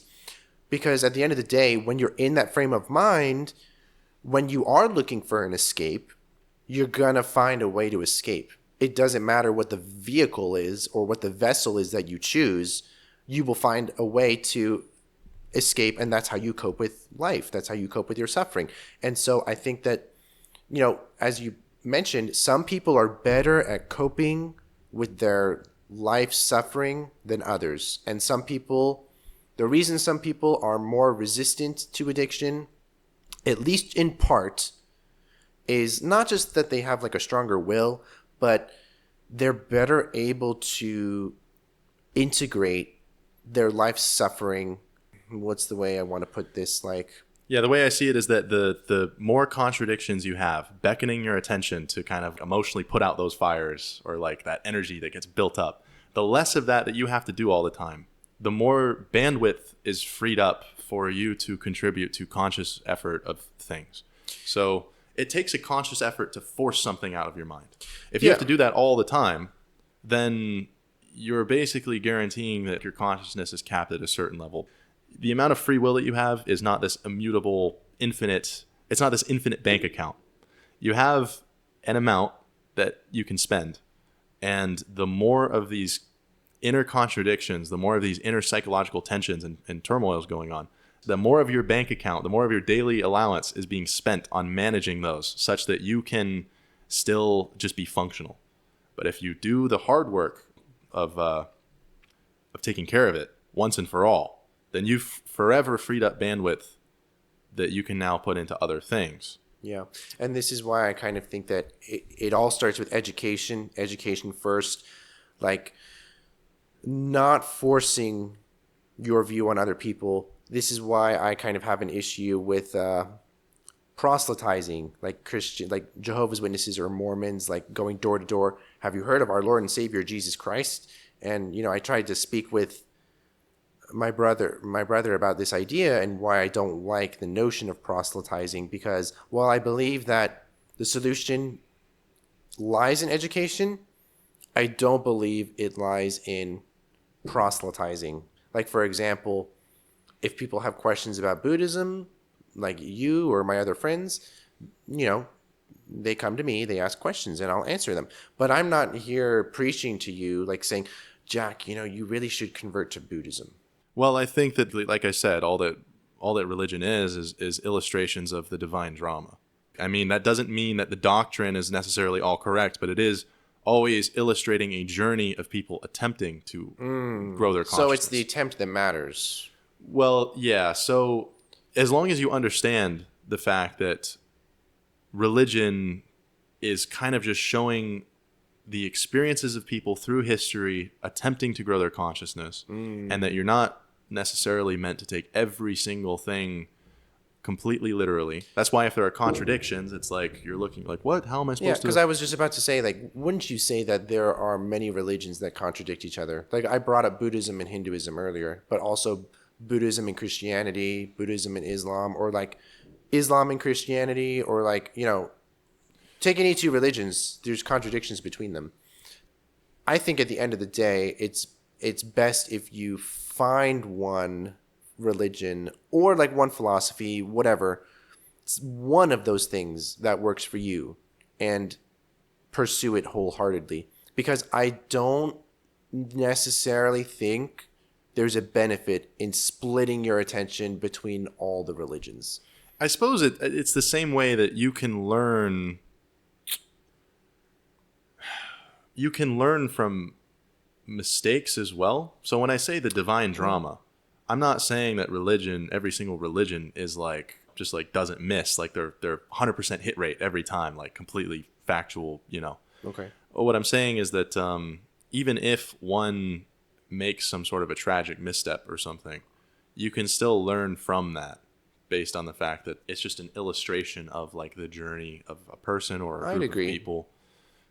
Like, for instance, I think Christianity probably overall, my main gripe with it, but I'm going to have an episode where I talk with a Christian. I'm very much not against Christianity. My main gripe with it, though, is that it creates the scapegoat of the devil.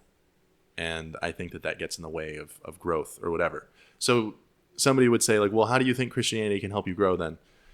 And I just say, like, okay, well, I suppose there are stipulations, but overall, as long as you don't take it so completely literally that every single thing needs to be taken as like absolute gospel, I guess. You take them as here are very real elements of whatever you want to call the soul or the metaphysical realm or whatever that have been channeled through us. And people are trying to figure these things out, and they have from time immemorial. And the fact that some people are able to know these things. I mean, when was the Tibetan Book of the Dead originally written? I heard it was a part of some scroll from like way back when. Like, it's old. And I mean, it's incredible to me that people had access to these insights and these ideas. Or for instance, when people say, "Oh, Christ can't be real, the Bible can't be real," because look, there are all these other stories that came out before Christ that basically have the same thing, the same ideas. He was crucified, resurrected, came back in 3 days, and they'll point to other versions of the story, and they're like, so look. But to me, it's more like that actually gives more credence to the idea that it's tapping into something real. That gives more credence to the fact that there is some sort of spiritual lesson, if we want to call it that, that has channeled itself through more than one culture. And I would say that that makes it more legitimate, not less legitimate. Yeah, I mean, I agree. Because the thing is that religion has pretty much existed for as long as we have. Like, take Hinduism, which is like the oldest religion. But before it was Hinduism, it was called Brahmanism, which is like however old, like 6,000 years old or something like that. Right, but even 150,000 years ago, people were worshiping spirits. Oh, yeah, doing rituals and all sorts of things. So it's like there's something about our human condition, bringing up condition again, where spirituality or religion or whatever we're calling it seems to follow us wherever we go. And it just takes different forms in different cultures. We have different ideas about it, but we're tapping into something that I think is very much real and has always been a part of us. And I don't think that there's any escaping that. Because here's the thing, you brought up your the example of like an isolated society, right? Like, let's go back to that for a second. Mm-hmm. So let's say we create a society completely isolated from the rest of the world. Let's say, for the sake of this hypothetical scenario, we never talk about any religion. Like, the thought of religion, like, we don't teach it. It's just not real. Or not real, but like, we don't teach it to anybody. Nobody's aware of it. I think religion would spontaneously occur even in such an isolated society. Like, it would come up again if you give that society enough time. Even if you never teach them about religion, they would come up with their own. Yeah. Yeah. I 100% agree. You know, I've talked with people about this. I'm like, what would happen if you were somehow able to have some Lord of the Flies scenario, but you had them as babies and maybe there's some robot that is able to provide them with food or something, or they, come to it. The robot will become God. Yes, that's exactly what this is like a science fiction story we're talking about. Yeah, it is. But I suppose there's no proof for that idea, because a lot of people do just think like, well, people just come up with religion. It's like, okay, but what does that mean? Yes, we do come up with religion. Ever since our existence, we've been coming up with religion. You think it won't happen again if you go on a deserted island? Of course it will. Like, what makes you think it won't? It's happened in every culture that's ever existed. Even cultures that don't exist anymore had their own religions. Right, or they're all tapped into something spiritual. Like, it's as it appears to be as clear of an instinct within us as falling in love or something, Yeah. Like, so, I was talking with somebody who was an atheist pretty recently, and they were saying, well, the solution is to just get rid of religion. And good luck with that. The idea is that this instinct exists in you, and as we've talked about through this whole thing, the solution is not to ignore the instinct. If you ignore the instinct, you're just saying like, I'm going to choose to not believe that this exists, and so now I'm giving it consent to pull strings in my life invisibly. If you don't acknowledge it and you don't integrate it and you just push it away, then now it will just start shaping your life. Eventually, you will find yourself in situations that happen despite the intellect and in contradiction to the heart, I suppose. To be fair, I think that there needs to be a distinction between like religion and organized religion and spirituality. Yes, right? Because religion as an institution can absolutely become a false idol. In fact, I think that is the inevitable conclusion of institutionalized religion. Because anything can become a false idol if you believe that the solution is out there. Yeah. If you do not believe that the solution is in here, I mean, this is why Jesus was so against the Pharisees, because it was all about institutions. It was all about, you have to do these things. It's all about outwardly what you perform on paper. Yeah, and I was telling you last night how there's a scripture in Buddhism, or there's this metaphor of the raft, where the teachings are a raft. You use it to cross this ocean to get to the other shore, which is nirvana. But then once you're there, you don't take the raft with you, right? So then there's a point where you have to abandon even the Buddha's teachings, right? So, letting go of everything. If you take the practices literally, as we just said, that's always secondary to the personal experience. That's always secondary to your ability to understand these things. I do think, though, that if someone were, I suppose, like spiritually gifted or whatever you want to call it, enough, they could increase their consciousness even through some ancient Mayan religion or even through something that's like incredibly... The idea is to just understand the raw material and then acknowledge that and confront it. And I suppose if I were to say which ones have done more of the work, maybe I probably do put Christianity and Buddhism like more at the top. But see, what I like about Buddhism is that you don't even have to label yourself a Buddhist. And one thing about it is that it doesn't even matter like what religion or philosophy you're following, so long as that religion or philosophy contains the Noble Eightfold Path, right? Then it's said that you will reach enlightenment, right? So it doesn't matter if it's Buddhism, doesn't matter if it's whatever it is, Mayan or whatever it happens to be. If it has the Noble Eightfold Path in it, it will get you to enlightenment. The Buddha, before he was awakened, he got taught by all the various teachers of his time, right? And he was actually very knowledgeable about the Vedas, things like that. But he got taught by all these teachers, and he was like, you know what? I'm still not enlightened. Then he practiced being like an ascetic for a long time, right? Just barely eating like 1 grain of rice every so often. And that didn't do anything for him. And then, so he tried all these methods, right? So yes, you're intent on awakening, but then the question is, okay, which method are you going to use, and how are you going to know if that method is working for you? And so the method in Buddhism is the Noble Eightfold Path, if this part sounded confusing, it's because I was being a bit vague about the study of a religion versus the practice of it. I think Kevin is correct when we talk about the practice of religion, and that the Noble Eightfold Path is a pretty good set of heuristics for growing consciousness. My point that it is all about distilling the raw material and integrating and understanding it is fine, only if you dedicate yourself to the study of these ideas, though.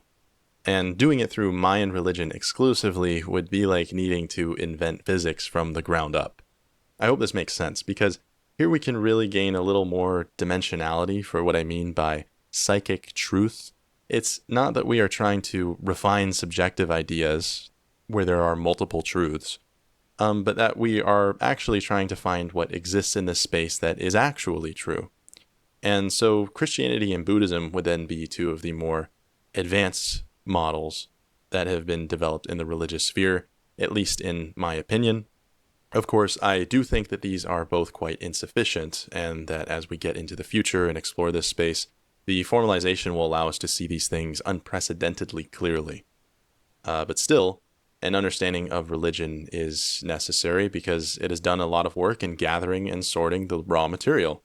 And so hopefully this gives some additional context to the point of the podcast altogether. Yeah, there's also a huge part of my perspective, which is that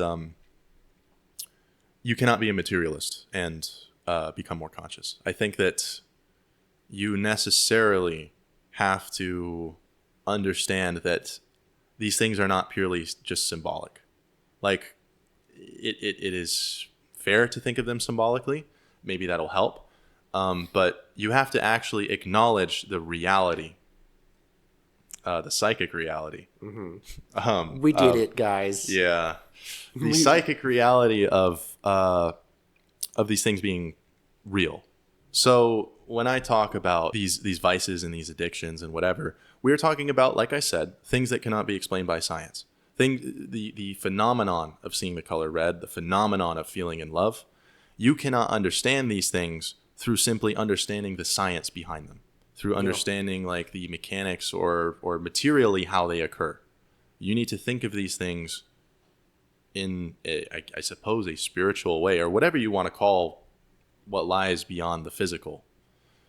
Well, beginning with experiential, like you have to experience it yourself. Right, yes. Like the color red. It is experience. But here's the thing. Unless you're a psychopath, in which case psychopaths literally are like incapable of feeling empathy towards others, and they use others just like tools, right? Right. And I mean, of course, there are genetic factors that come into play. Yeah. Because they have no idea, like you have to experience empathy to know what it is. But if you explain it to a psychopath, they're like, no, I just kind of like use people to like do what I want. Yeah. And I mean, that is, I suppose I'm not saying that everybody gets an equal chance. I mean, because apparently, according to Buddhism, some people get reincarnated as animals. And I would say that is probably not giving them a very great chance either, because now they're like so karmically entangled to everything. That's why the Buddha urged his disciples so strongly, is because the human rebirth is very rare, and it's actually the most favorable rebirth you can hope for, even more favorable than being reborn in the heavenly realms, actually, because people in the heavenly realms, where they have everything they want, they get lazy, and they have no reason to practice the Dharma because, well, they have everything. Everything's perfect for them. Why would you need to practice the Dharma if you already have everything you could ever want? Similarly, on the opposite side of the coin, you have the hellish realms, where people in the hellish realms cannot practice because they're so overwhelmed by the pain and the torture they're experiencing. Right? So it's bad to be in the hell realms. And it's also bad, surprisingly, to be in the heavenly realms because you're just not motivated to practice the Dharma, right? The best realm for practicing the Dharma and actually getting out of samsara is to be born in a human realm, because we're at the point where sometimes we experience hellish moments and we don't like those. But sometimes we experience really good moments and we like those, right? We're experiencing a little bit of hell and a little bit of heaven, constantly fluctuating.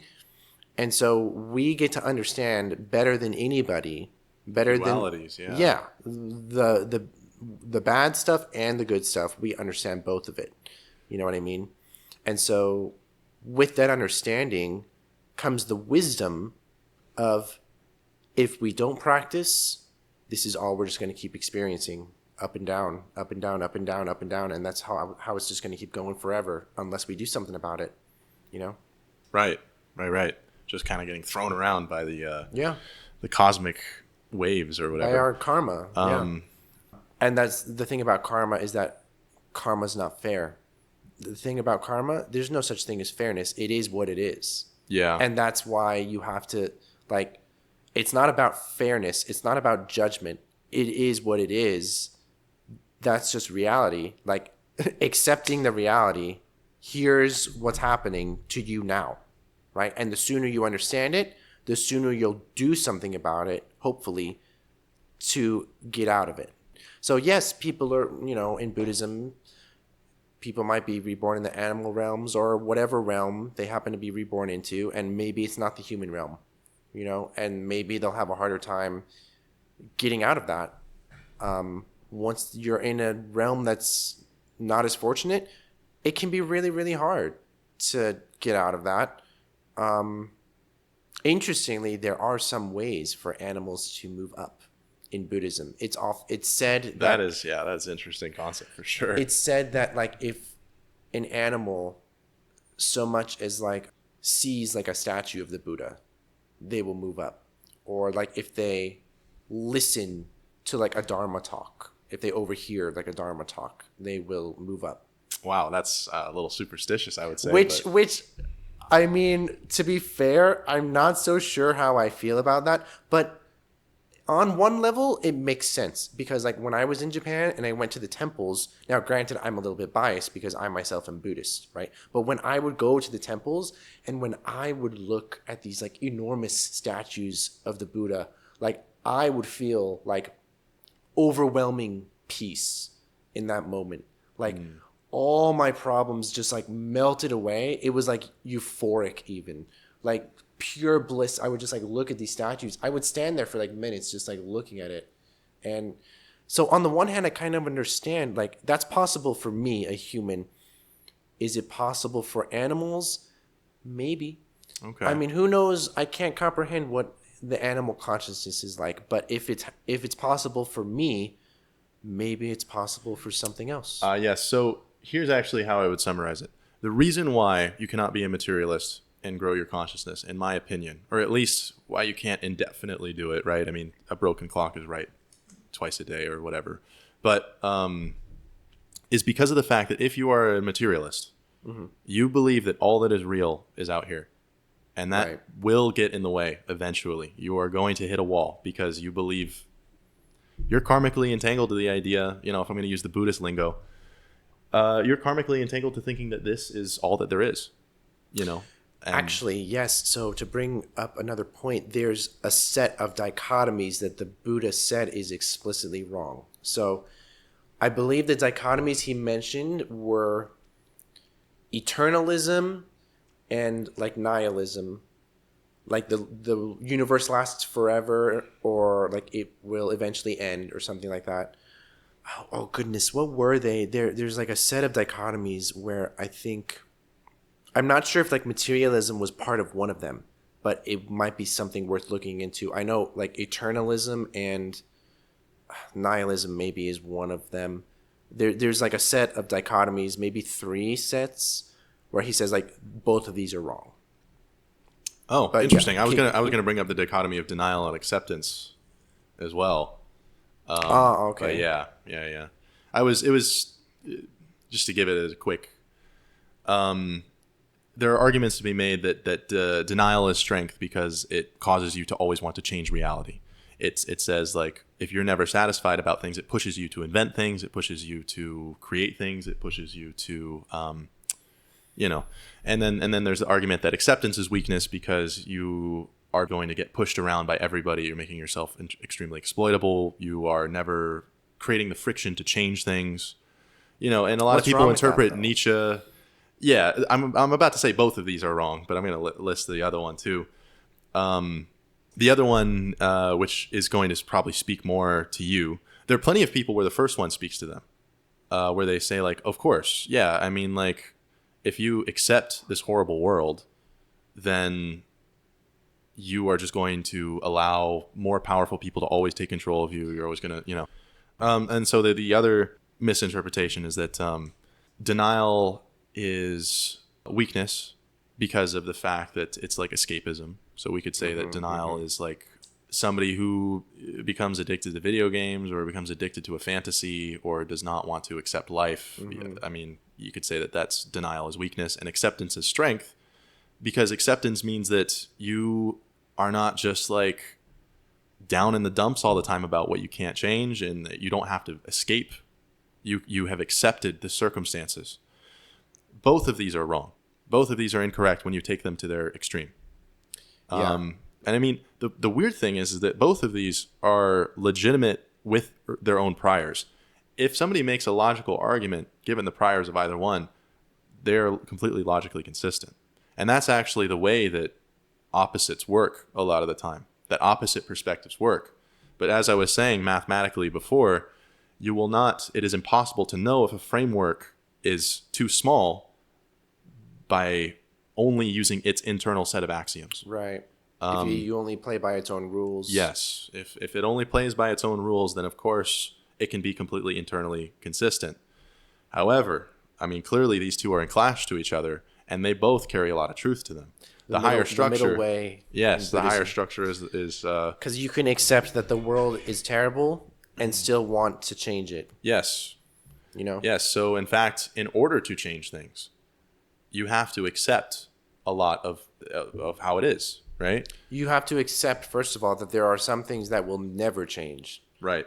But that doesn't mean you can't try to make a small little drop in the bucket in the right direction. You know? Yeah. Yeah, exactly. So I would also say my perspective definitely leans on that quite a bit as well. This idea that it is very easy to get caught on one side, and that's also the reason why a lot of people when they project evil onto other people, it's not necessarily that projection. Like if somebody hates pedophiles or whatever, doesn't mean that they're a pedophile necessarily. What it does mean, any time that you feel like intense hatred for whatever reason, is the fact that you have things in you that have yet to be integrated. So often what we'll do is we'll be like, well, I've taken care of all these things. We have our bubble where we're like, I'm perfect within my bubble, right? They're like, I have this under control. I have the ability to not be sexually degenerate under control. But, Sure you know, you should, it's okay to be proud, I guess, of the things that you've conquered, but you should pay just as much attention to the things that you haven't. Oh yeah, wait, actually, here's a great way to put it. It's easiest to look at the things that other people do wrong that we know that we do right, because it can give us the illusion that we're actually perfect and they aren't, right? Yeah. Like, you know, pedophile is an easy target, I guess, as one thing. Yeah. It's sounding like I'm defending them or something. But I'm just saying everybody hates them or whatever, right? It's easy to pick something like that because it's like, well, I'm not one of those. I'm all clear. I'm good. But it's like, you should be paying attention. It's kind of like a scarecrow. That's an illusion to help you feel like you're done with all your work. Is to be like, well, look, I've got that all figured out.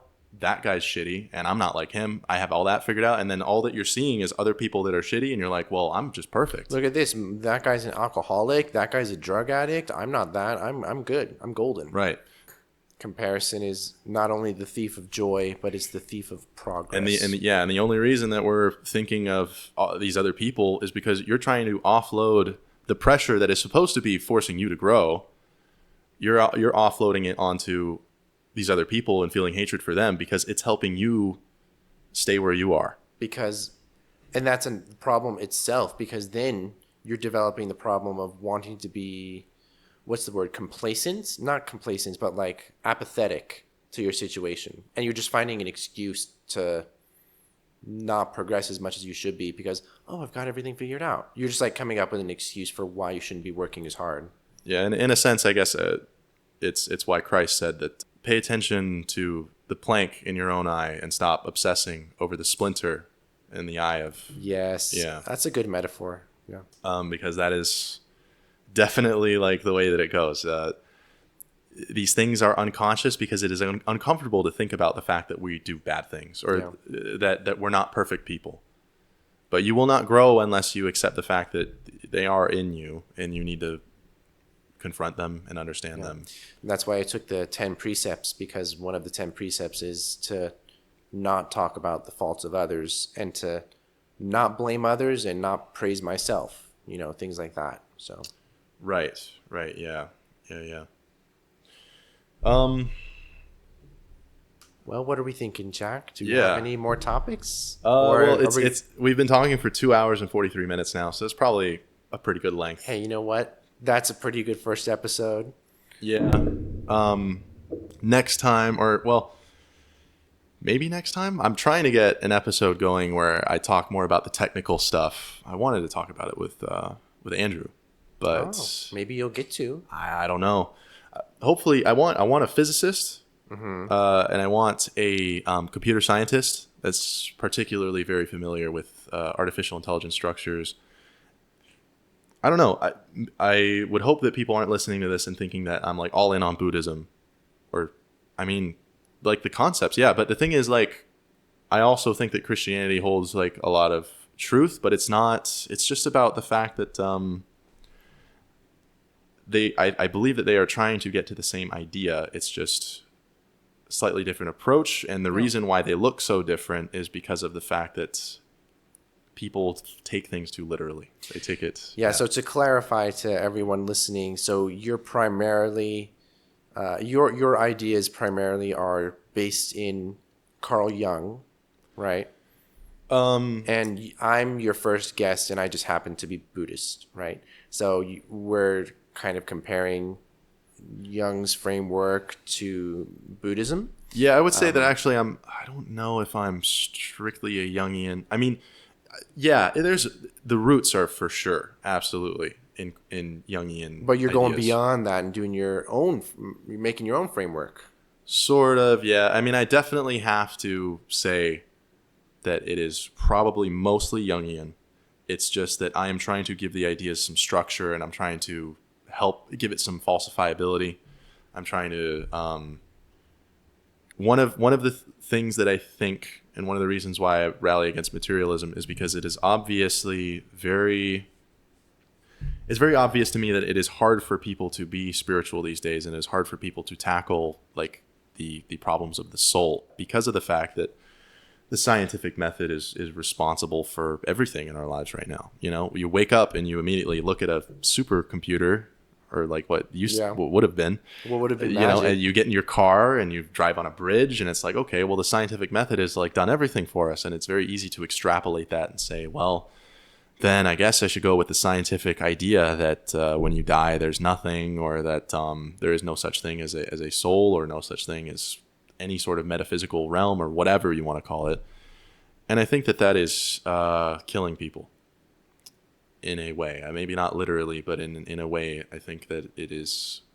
I agree. I suppose if I want to put it in a Buddhist sense, I think that it's probably leading some people more to the animal realm. It's probably leading people more into the hellish realms. I think there is something lost when you completely go all in on materialism, because like we talked about a little while ago, religion or spirituality has existed with us ever since we've existed, you know? And so yes, the scientific method is great ever since like the Enlightenment period and whatever, but if we get rid of religion or spirituality, we're getting rid of all that history that has been with us since humans have come about on this planet. And I think that there is a lot of value to be lost if we just get rid of it. Yeah, and I think that the future is not going to be a return to religion per se. I think that what it is that these things are going to come together. They are going to unify. Right now, there is a duality, I suppose, between science and religion. That's where we're at. We're at the duality stage. Yes. We got to go back to the convergence stage now. Yes, they are going to converge. That is what I think. And I think that this is inevitable. I would like to get more people paying attention to that, I suppose. So awesome. That probably is mainly where my I don't know, maybe Jung would definitely agree with that, I guess, but I suppose I'm trying to move beyond the strict idea of talking about archetypes. That's why I think for the most part in these episodes I'm not going to use the lingo that much, because I think it is the intuition behind the ideas that is more important.